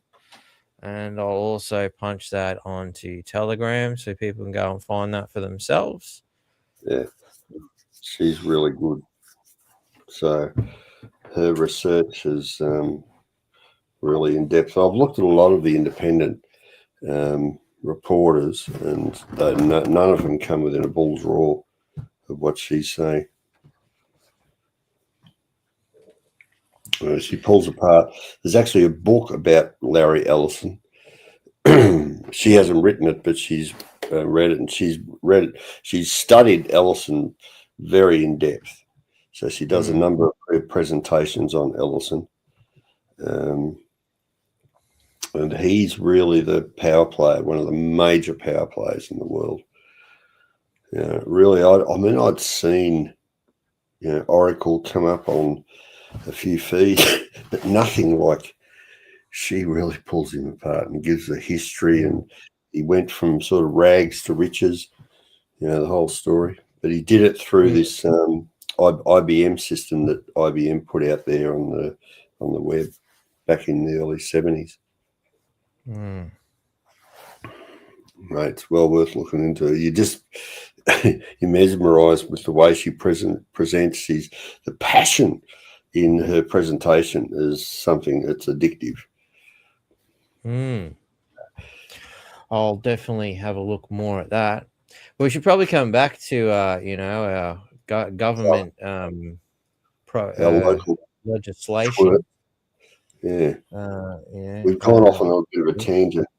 Wow, it's a well worth tangent, I think. But so I mean, obviously 136 pages. I haven't had much of a chance to go through this since I only got to the Savo.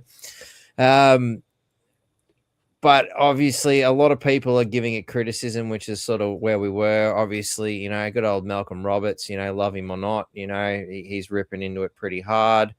Just about, he's trying to silence you, basically. He's got a nice big piece there for anybody who wants to read it, but at the end of the day, it says everything you'd expect it. It's Islamic ideology is the problem, blah, blah, blah. Militant Islamic groups, everybody's basically saying the same thing. We've got to stop criminalizing free speech, coming from the FSU, Free Speech United, I believe it is. And, you can put together your own little thing. It helps you draft your own submission at this particular link here at Free Speech Union. Sorry. If you want to get in and have a look at that, by all means, go for it. That was sent to me by Ruben. Sent that through to us. Craig Kelly's basically saying, look, it's already over.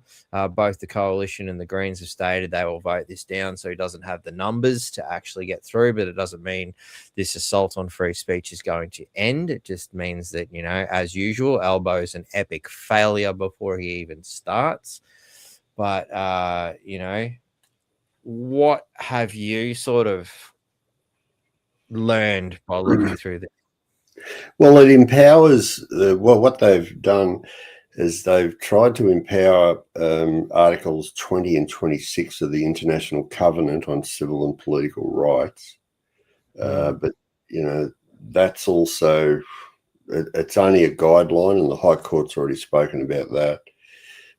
But it really highlights pastors, people who run churches, and even if you're associated informally with that particular group, you also fall under the changes to the criminal code as committing an offence. So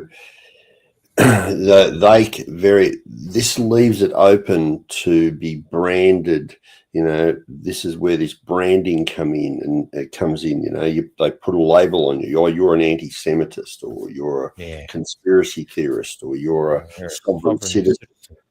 They put you into this sort of category, and now they've got it down that you're actually, if anyone within that group that you've just sort of stood beside says anything that could be seen as violent, then you're bound under it. So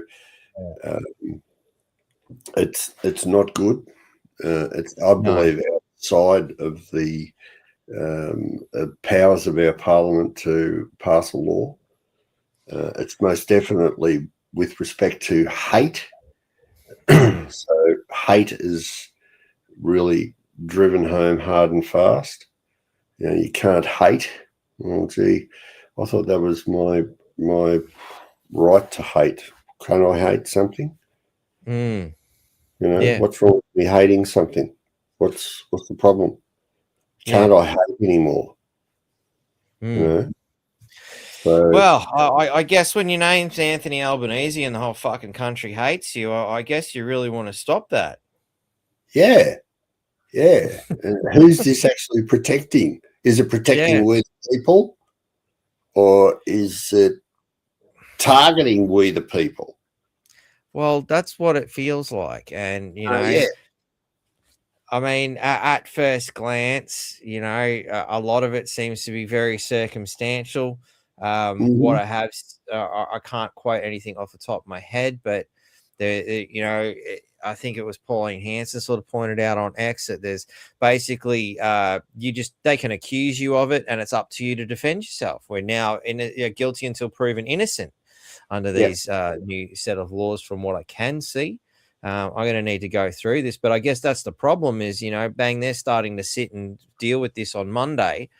1 week to go through fucking, you know, very complex legislation, 136 pages, no opportunity to debate, no opportunity for the public to really sort of sift through it. How can anybody give a proper response to this if you haven't even got time to read it?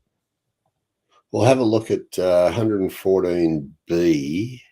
114B, 114A, A.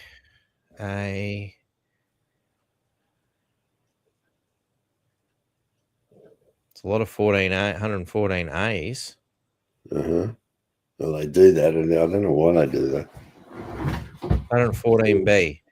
So the activities of a prohibited hate group. Yeah. So you commit an offence. Person intentionally directs the activities of an organisation. The organisation is a prohibited hate group. Well, hating what? Yeah. Well, hating what? You know, we've already got a law saying you can't have a particular symbol, a Nazi symbol. All right. So that means that could be deemed to be a hate group. And the person knows the organisation is a prohibited hate group. 15 years in prison. Yeah. If the person intentionally directs the activities of an organisation, prohibited hate group, the person is reckless as whether the organisation is a prohibited hate group. Well, what's the definition of a prohibited hate group? Yeah, well, again, ambiguous terminology. I mean, at the end of the day, Cafe Lockout could be, you know, labelled a hate group, and all of us are done, and everybody who's been watching it is done. Yeah. You know, and it's a Buddhist, you know, that, like for instance, the Nazi symbol, that when you turn it the other way, it's a Buddhist symbol. Yeah. They do say that in the code. They say some religions use that symbol, but when it's turned on a 45-degree angle, well, then it becomes a Nazi symbol. So therefore, you've now committed an offence. So all you have to do is tilt your head and know I'm offended. Well, it's that ridiculous. Like let's put it into context here, you know. Yeah, it's that ridiculous. And all them leftists are lopsided, you know. So you know, of course they're going to find a way to be fucking offended. Oh, mate, they'll make it an offence to look the wrong way or to think the wrong thing. Hang on, you're not allowed to think that. And of course, so a person commits an offence if the person intentionally directs the activities of an organisation. Well, so any leader, done. The organisation is a prohibited hate group. So, but what is a prohibited hate group? Again, it's just ambiguous. It's just typical Labor bullshit. Person is reckless as to whether the organisation is. They're reckless as to whether the organization is a prohibited hate group. What the fuck does that mean? That doesn't even... reckless and you hate. You hate and you're reckless. But I'm reckless as to whether the organization is. So, like, I mean, like, I'm reckless because I don't know that it's a hate group. But who am I being reckless to? What if my hate group identifies as a love group? Yeah. And you hate love groups. Yeah. Or you're against abortion. Oh, no, you're a hate group because you hate that these people can't have an abortion. or you know, it can be construed in so many different ways. Mm. You know, it's well, I mean, the Liberal Party must be a hate group because it hates on Labor. Yeah. And Labor must equally be a hate group because it hates on Liberals. So they better fucking arrest themselves. Yep. And this is, they're actually looking at making this, they're wasting parliamentary time on this crap. I like that, Harps.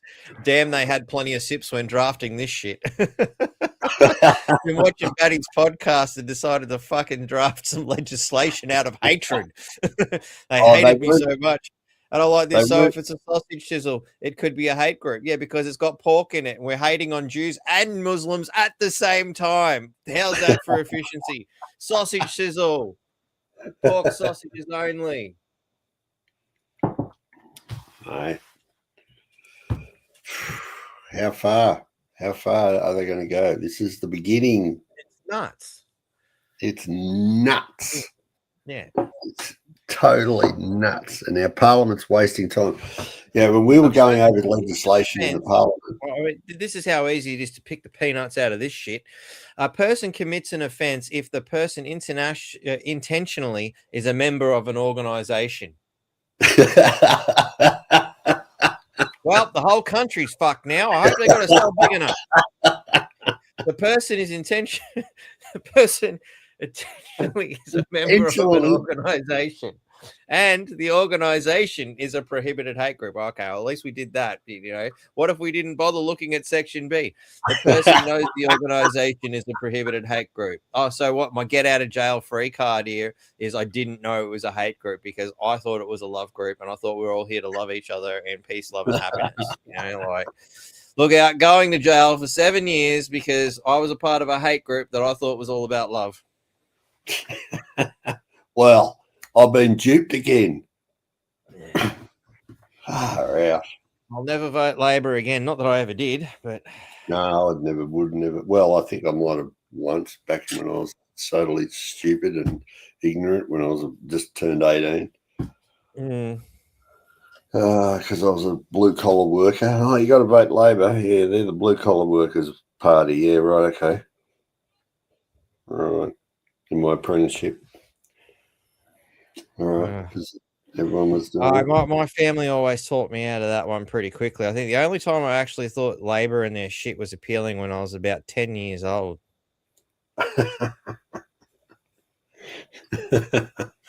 And, you know, I expressed that, and fortunately my parents quickly explained to me, no, these people are no good.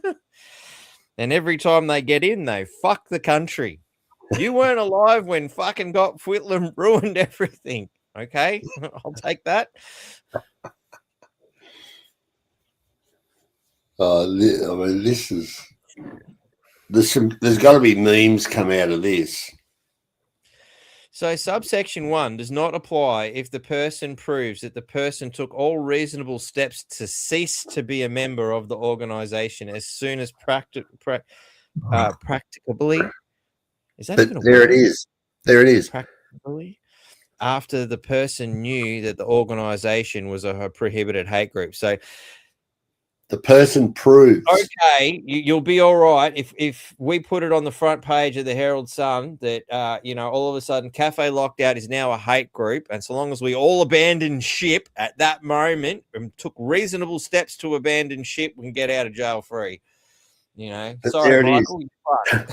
It's there. It is. It says the person proves.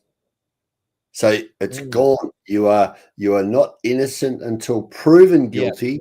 You now have to prove that you are innocent. Yeah. There it is. Yep. Subtle, isn't it? Yeah. You have to prove your innocence. No, you can't do that, guys.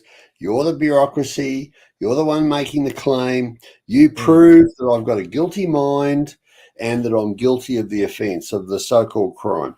You show me that. And then otherwise, mum's the word. No comment, no comment. Wow, if you recruit somebody into the group, so wow, Michael's going to jail for a long time. A person commits an offence if the person intentionally recruits a person to join or participate in activities. The organisation is again. They love this. Subsection B just seems to be the same in every fucking thing. The organisation is prohibited hate group. The organisation is a prohibitive hate group. You know, the organisation is a prohibited hate group. Like, did they just copy and paste B to every fucking thing? They do. Look at it. They've copy and pasted it into every fucking bit. Yeah. That's fucking retarded. Yeah, this is what we, this is what we had to put up with when I was in Cullerton's office. This sort of, we have to, mate, I did 12-hour days. Plus sometimes it was one that was 18 hours, just because they say to us, okay, here's the bill. Now you've got 3 days and we want you to debate this and be prepared to go onto the floor of the parliament and debate. And you've got to go through this and pull it apart and sort of go, far out. It's insane. These time limits are crazy. And this is another thing we've got to stop, and the punters have to have it. You can't even knock down a house and put another one up unless you've got a permit that's been given by the local government. It's got to sit outside the front of that place, allowing the neighbours to object to it over a period of time. And yet they're trying to jam legislation down our throat without any of us looking at it in any sort of detail. No, you've got to have this done in a week. Right, Really? Who dropped the checkered flag? Yeah. Why are we racing? Why? Yeah.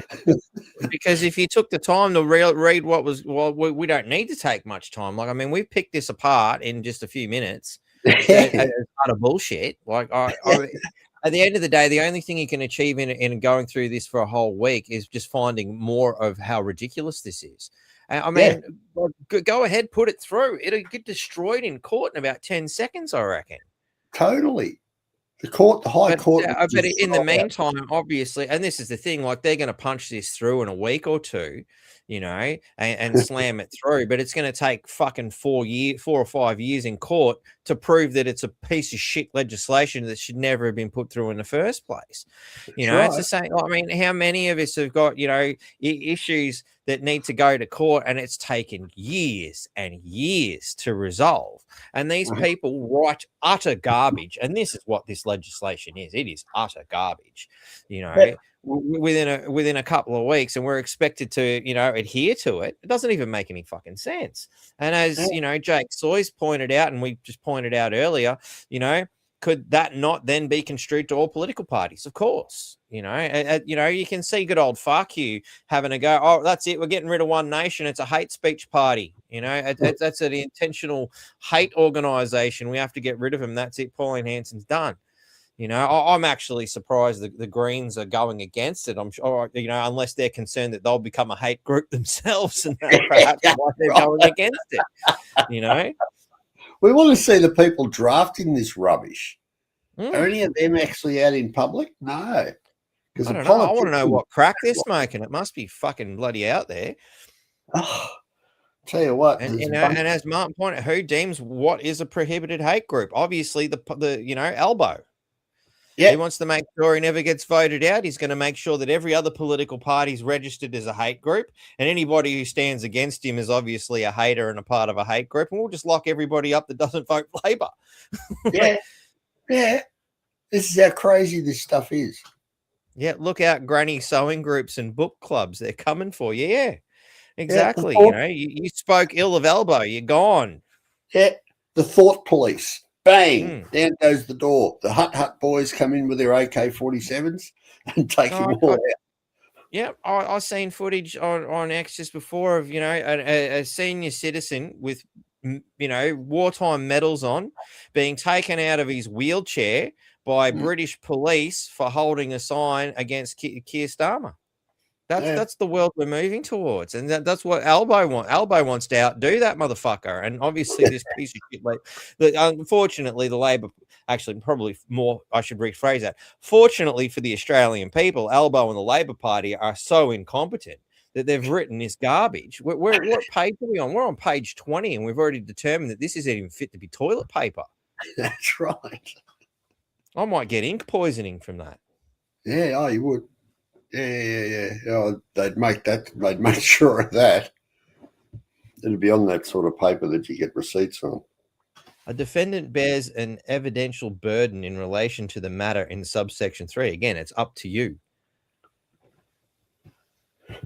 Oh, but it's all right. Subsection 1 does not apply unless the person is reckless. As to the circumstance mentioned in paragraph 1B. Like, it's just fucking, this is just bullshit. Yeah. Getting funds to, from, or prohibited person commits an offense. The person intentionally receives funds from or makes funds available to an organization. So, you know, if you dropped a couple of bucks, you know, towards Cafe Locked Out, you're fucked. There should be probably the time where I do something like, and hey, if you'd like to contribute to the podcast, you can scan one of these links for Bitcoin, or you could use the PayPal link, or you know, here's the Telegram code so you can keep up to date. You know, by all means, help out. You know, don't forget to look in the description there for how you can perhaps become a Patreon and get bonus content, and then you can get arrested just like the rest of us. This is bizarre stuff. It really is. So basically, let's surmise this part. If you've had anything to do with finances towards people that Elbow doesn't like, you're fucked. Yep. 15 years for having dropped a 5-cent coin in my mailbox. Yeah, well, isn't this the foundation of what the Chinese Communist Party operate off? Any political opponents? Like it. Although I think the Chinese communists probably wrote better. Well, yeah, they would have. Their writing's a lot more artistic. But essentially, this is the Aussie version of the Communist Manifesto. Yeah, and look, B. The organization is a prohibited hate group. Fuck me.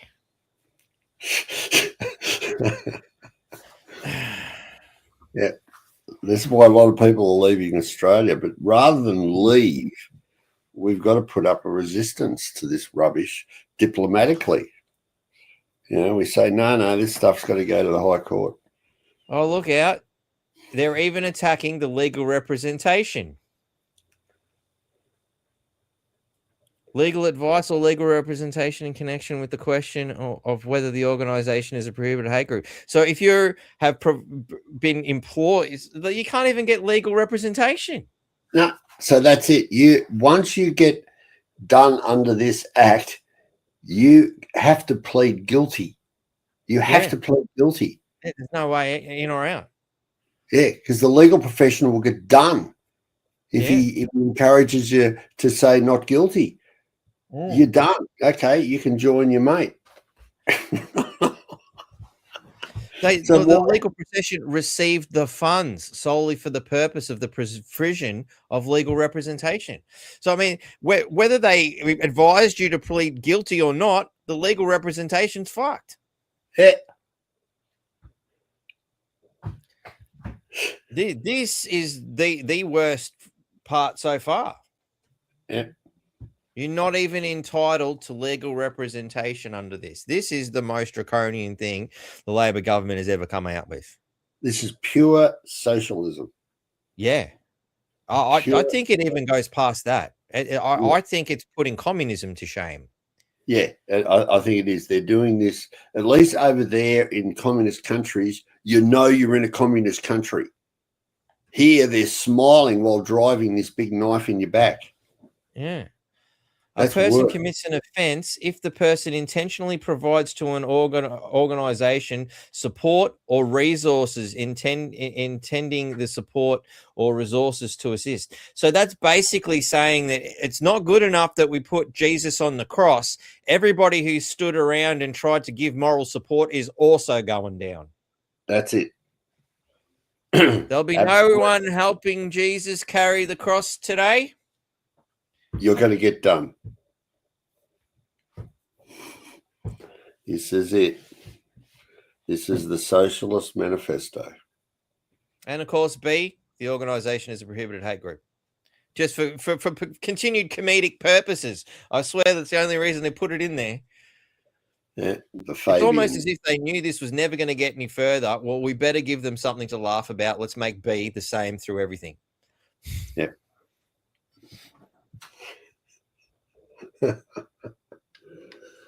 Jesus Christ. Come on, Australia. We've got to do something. We've got to stop this rubbish getting through. Well, like I said, I think they just managed to turn all of Australia into a hate group. Like, as soon as you read this, all I feel is anger towards Albo and the Labor Party. Well, if you look at the very top of it, it's the Governor-General that's been empowered to enforce this. I didn't think the Governor-General was able to enforce any of their powers since they have no power to get rid of Albo. Well, the thing is, let's go down the rabbit hole. Can't get rid of Albo, you clearly can't do anything. Well, the Governor-General's the only one that's got the real say. He's the head of the executive. Albo doesn't even... she these days. The Prime Minister doesn't exist in the Constitution. Mm. It doesn't exist. Yeah, no mention. This is it's a creature of mythology. It's not a creature of statute or constitution.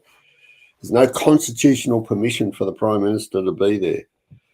The Governor-General's the top dog, and he's bound by the laws of England.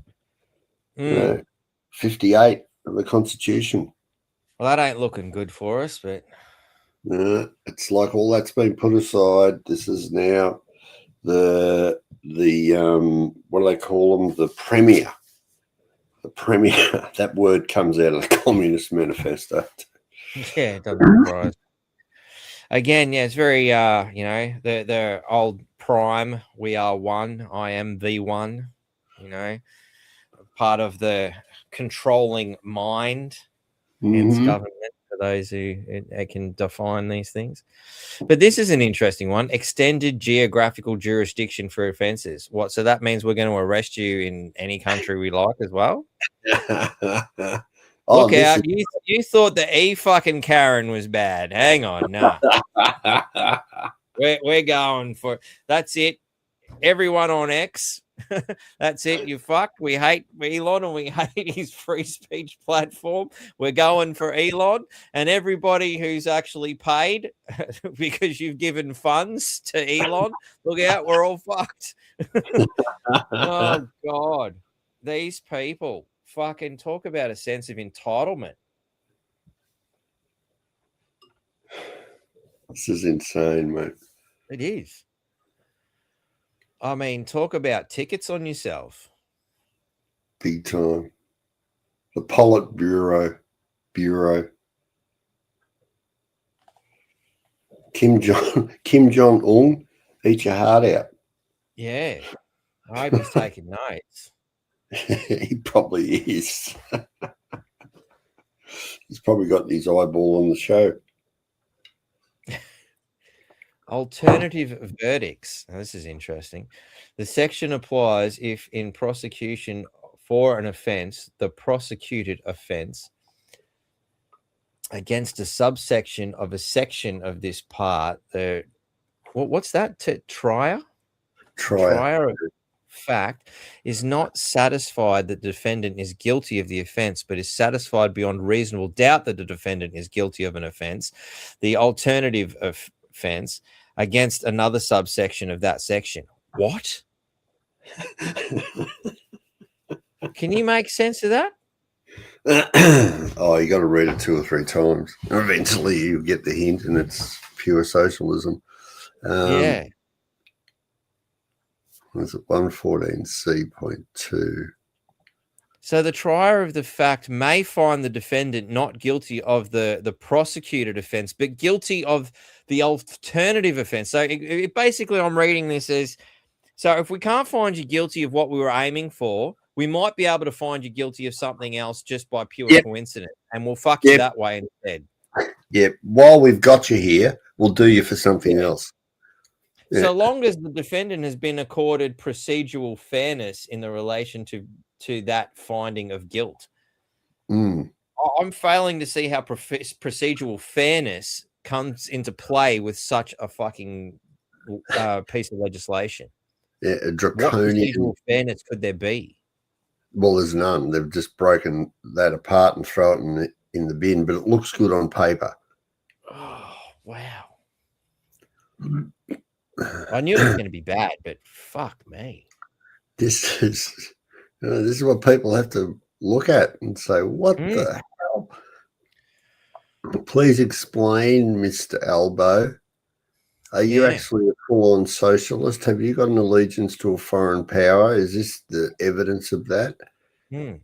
Are you retarded, or did you actually read this before endorsing this? Oh no, he's well and truly. He's been a socialist right back when he was at university. That guy. Yeah. Oh, you can see it in his history. It's he should never been allowed. Had never been allowed near politics. Should never been allowed anywhere near it. Yeah, I know good people who aren't allowed to have guns for having an opinion. You know, they've had their guns removed because they have incorrect political views, basically, and wild, unfounded accusations cast upon them. You know, with no recourse, no time in court or anything like that. But this shit and that fuckwit, my God. I know there's a chap that we're helping in West Australia. He's a farmer, and he bothered to go into court last year, midway through last year, to challenge a speeding fine. So the Commissioner of Police came over after the new firearm laws in December and confiscated his guns because he challenged a speeding fine in court. That's ridiculous. Yeah, well, we can't get you for the bloody speeding fine, so we'll fuck you some other way. That's just malicious and vindictive. Totally. This is what they've done. They've structured this very slowly, primed for this sort of legislation. Yeah. This is sort of one of the final blows. You know, you're going to get, the thing is, you've got such an overwhelming Labor vote in the parliament. They've got the most seats I think they've had for years. Yeah, and they're determined to bloody do as much with it as they can. And they're doing it right now. And this is what I'm saying. You know, the people have to really get behind a high court retaliation of this. And like, as we've seen in the past, though, like these lunatics in the Labor Party get in, they fuck things up, they put horrible legislation in. The Liberal Party get in and don't repeal it. Yeah. That's the other thing. Like, you can't sit here and tell me the Liberal Party's any better when they don't go and fix the problems created by the Labor Party. Yeah. And that's why I say to people, if you really want to see, for instance, One Nation, they stand quite often behind the Liberal Party. Many times behind the Liberal Party. It's just, no, this is going to change the whole political landscape in this country if we let this go through. It'll be like this. So this one, I'm looking at this. Sorry to cut you off. I'm looking at this thinking, okay, so this is for the people who go, I can't be anti-Semitic. I'm Jewish, for instance. You know, for the purposes of subsection 1, it is immaterial whether the target, and I like the way they've used target, or members of the target group actually like they put a crosshair on the people they've already decided, and we know who that is. It's the right-wing extremists, because that's what Elbow's been saying since this shit happened. You know, actually are distinguished by the particular race, color, or national or ethnic origin, or the conduct actually results in hatred of another person or groups of persons. The conduct actually results in any person feeling intimidated. This is ridiculous. Defense, religious teaching or discussion. Fuck. Yeah. But do you hear Malcolm Roberts or Pauline Hanson saying any of this? Pulling this Not apart? Specifically. I did see Pauline Hanson point out a couple of bits in relation to this. If I go back through quickly I might be able to find it, but I doubt it because the way bloody this thing operates. I might actually have to quickly search what Pauline put up. So I did notice she had something there. Let's have a quick squeeze just to... Yeah, so what Pauline's put up here, let me just drag this out and let's... Oh, don't want to do that. I need that page. Let's just pull that down for a second and stop sharing screen so I can share this screen. So this is what Pauline put up, I noticed earlier. Here's another concern with the government's hate speech bill, Part 513B. The minister doesn't have to give a group any procedural fairness, which obviously goes against what they were saying about procedural fairness, when listing them as prohibited hate group. That means no due process, no consideration of the facts, and no fairness before a decision is made. The minister lists a group, then it will be illegal to be a member, lead, recruit, fundraise, or support the group. The minister can put these restrictions in place even if no one from the group has ever been convicted of a crime. That's a huge amount of power to be used without any procedural fairness, and pointed to the conviction not required, or actually that'd be to the section above. But a person does not need to have been convicted of a hate crime in order for the AFP minister to be satisfied an organisation has engaged in conduct of a kind mentioned in paragraph 1A. No procedural fairness required. Now, I haven't actually been able to find that particular piece just yet. Maybe we can quickly see if we can clarify to see that in context. So what did she say there? Part 5.3. Okay. Again, this is all over the place. There's no... Because they're attacking so many different pieces of legislation, this is a fucking dog's breakfast. And in a lot of, and much like your typical amendment style bills, you need to have all these other bills up to sort of see what they're inserting and where and how it affects everything. And we can see how many different acts, we've got the criminal code that they're going through, the Crimes Act, Australian Citizenship Act, Australian Security Intelligence Organisation Act, Criminal Code Act, Legislation Regulation 2015, Surveillance Devices Act, Telecommunications Act. I mean, there's not much they haven't gone to try and manipulate, twist and turn. It is such a typical piece of Labor Party legislation. But where is it Schedule 5? It's all over the place. Like trying to find that specific bit could take a little bit. Is it in Part 5 here? No. Well, let's face it, the people that basically put the Labor Party in such a powerful position have come from communist countries. Yeah. So this makes them feel more comfortable. I don't understand why you'd leave a communist country only to want to go, you know what? This is too much freedom here. I think we need a little bit more communism. Yeah. Why wouldn't you just fuck off back to your shithole country? Yeah. Why wouldn't you? Why wouldn't you go back to where you come from? Because that's the sort of laws they have there. We don't want them here. We've got these other laws. We're happy, and we've been happy, and our ancestry goes back to being free. And I'm innocent until proven guilty. But no, they bring a whole bunch of people that they know will support their communist manifesto, and they keep them in power. You have to wonder how many of them are just too stupid and go, well, but I'm getting free stuff. Never got free stuff from my shitty fucking communist regime before. This must be the good kind of communism. Well, the name of this legislation is Combating Anti-Semitism, Hate and Extremism Bill. Yeah. 2020. very careful not to define which extremisms they hate. An ism. Two isms. There's a extremism and anti-Semitism. So this is an ism piece of legislation. Yep.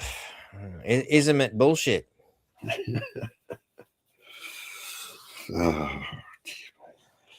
Well, I think the further we go through this, all we're going to see is it line after line bad. I've not seen one good thing in what we've looked at so far. Like, it is all bad because it's just so ambiguous that it could easily be turned into anything and anyone we want to target. Yep. And the system, who they've trained very well to recognize these hate groups and very quick to label these hate groups or people that have any sort of thinking other than what the government wants you to think, is now going to be able to be criminalized and put into their care.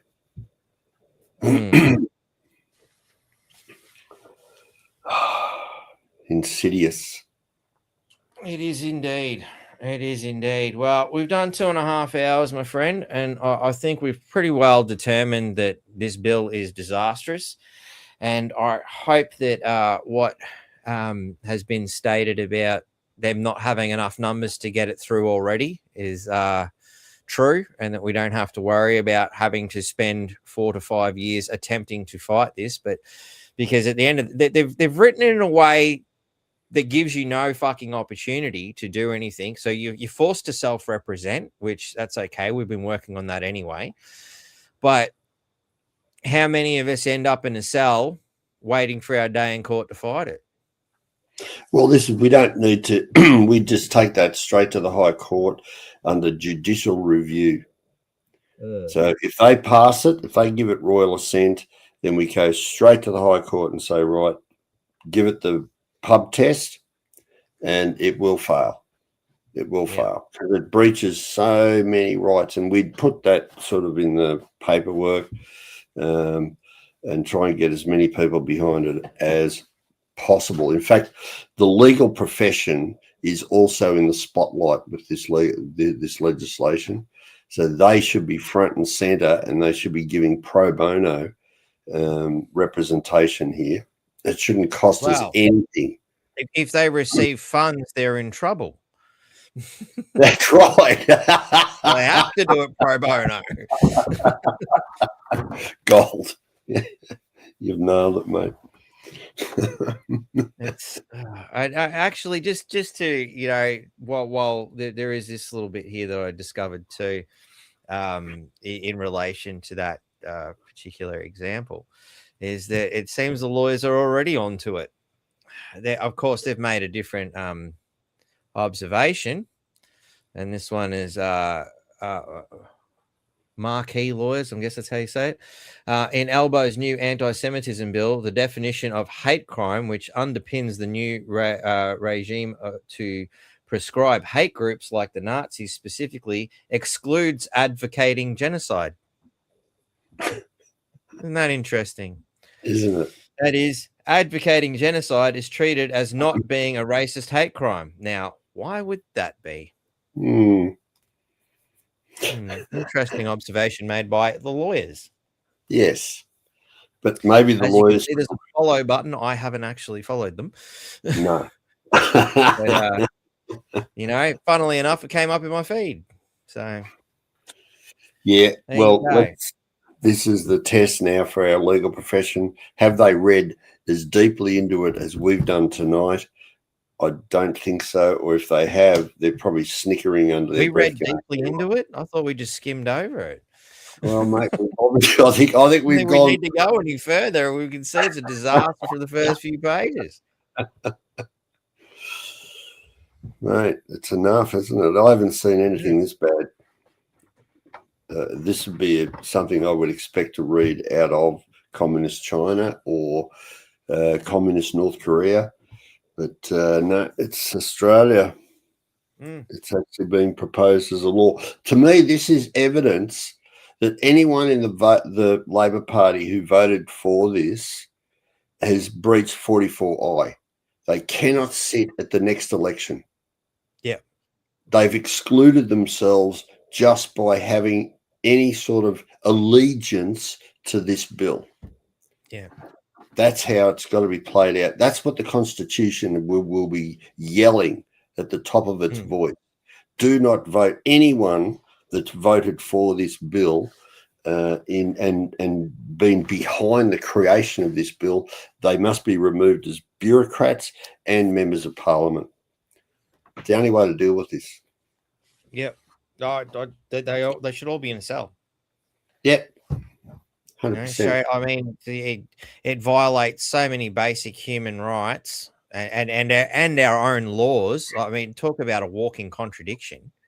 I mean, everything in there contradicts every other piece of law we've got. I don't even understand how you can put that forth. You know, like, have they actually looked at any of the other legislation? Like you think they've looked at some of it because they're amending it. So it wouldn't you would think that they've looked at the other bits because they're amending things. So they've got to have some comprehension of just how fucking wrong they are. Well, in fact, everyone and anyone that's involved in the creation of this bill and voting have to be deported to the country where this sort of behavior is normal. Yeah. That's it. The entire Labor government, take your bags, one-way ticket to China. That's it. Deport. We don't care if you're born here. We don't care. You cannot be in this country, and especially anywhere near any sort of public office. No, you got to go. You got to go. That's it. I agree. Citizenship revoked. Absolutely. This is the only way to deal with these muppets. Get them out of the country so we can get back to the Australia that really was there with our parents and before, and only this time we'll do them a little bit better and make sure that our manufacturing and resource and development and all that's put back in place, start up our fuel terminals, stop selling iron ore, sell steel. Yeah, exactly. Manufacturing our own shit. We've got everything we need. We should be 100% self-sufficient. 100%. We shouldn't be selling bauxite. We sell aluminium. Yeah.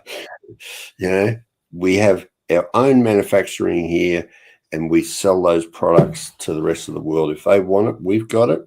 We got the best crude oil on the planet. And yet we got the best yellow cake. Best everything, mate. We got everything. They know it, but we're run by idiots. Yep. So complete fucking morons. Well, my friend, thank you very much for coming on and sharing your wonderful mind with us. It's thank you for having me, mate. Always a pleasure, my friend. Always a pleasure. Always a pleasure. Yeah, I'll watch you whenever I can, and when I can't get on, I'll try and put in some time to watching your podcast. Yeah, I did see you commented last week. Thanks for that. I wasn't sure if it was a fake account or not because there's so many times I've seen, you know, like these trolls impersonate people like yourself and other people and whatnot. It's like, hey, was that actually Darryl? Was that fucking bullshit artist? Like, but no, I did notice that. So thanks, Steve. It's always good to see people, you know, chime in and say good day. And I'm sure the audience appreciates the opportunity to have a chat in the chat with you guys as well. So yeah, I know. I appreciate your audience and yourself, mate. And let's keep on doing the right thing and getting the word out there, mate. And hopefully one day we'll see these bastards playing the Wheel of Misfortune and entertaining us on my new reality TV show, which is, you know, people like Elbow being there suffering every day for our personal amusement. Yeah. Yep, that's it. Our Elbow's meal for the next week is a bag of bugs. Eat the bugs. It was good enough for us. It's good enough for you. You get to live in a one-bedroom shitty fucking apartment. You don't get food stamps this week. You get a bag of bugs. Yep, made by Bill Gates. That's it. You know, we've got a new vaccine we need to trial. Which one's going to spin the wheel of misfortune for the vaccine trial today? Who's the guinea pig? Exactly. Exactly. You know, it was good for us. It's good for you too, eh? You know. That's it. So it's about time they all got what they deserved, as far as I'm concerned. Like I said, hanging's too good for them. I've got far better ideas. Mate, you'd be in the queue. Everyone's going to be entertained by them. Absolutely. No worries, mate. Well, you have a good one. Thank you all very much for watching. I'll see you guys next week, probably. I haven't really got anything planned for Sunday. I might do something. I might not. Just keep your eyes out. Be surprised. So I have a feeling I may be a little bit hungover, to be honest. So and we are experiencing bad weather, and it's amazing that we've actually managed to get through this podcast without a lightning strike to take us out or something to that effect. And I don't know, is ASIO around today? I don't know. Didn't even check to see if ASIO was spying on me today. Oh, they would have been. And hello to the they boys usually are. And girls. Yeah. Queensland surveillance drone R1. That's a new one. Usually it's police drone number 3. So I don't know what you worked that one out so much that you got to put R1 into effect these days. Hey, Queensland Police, no worries.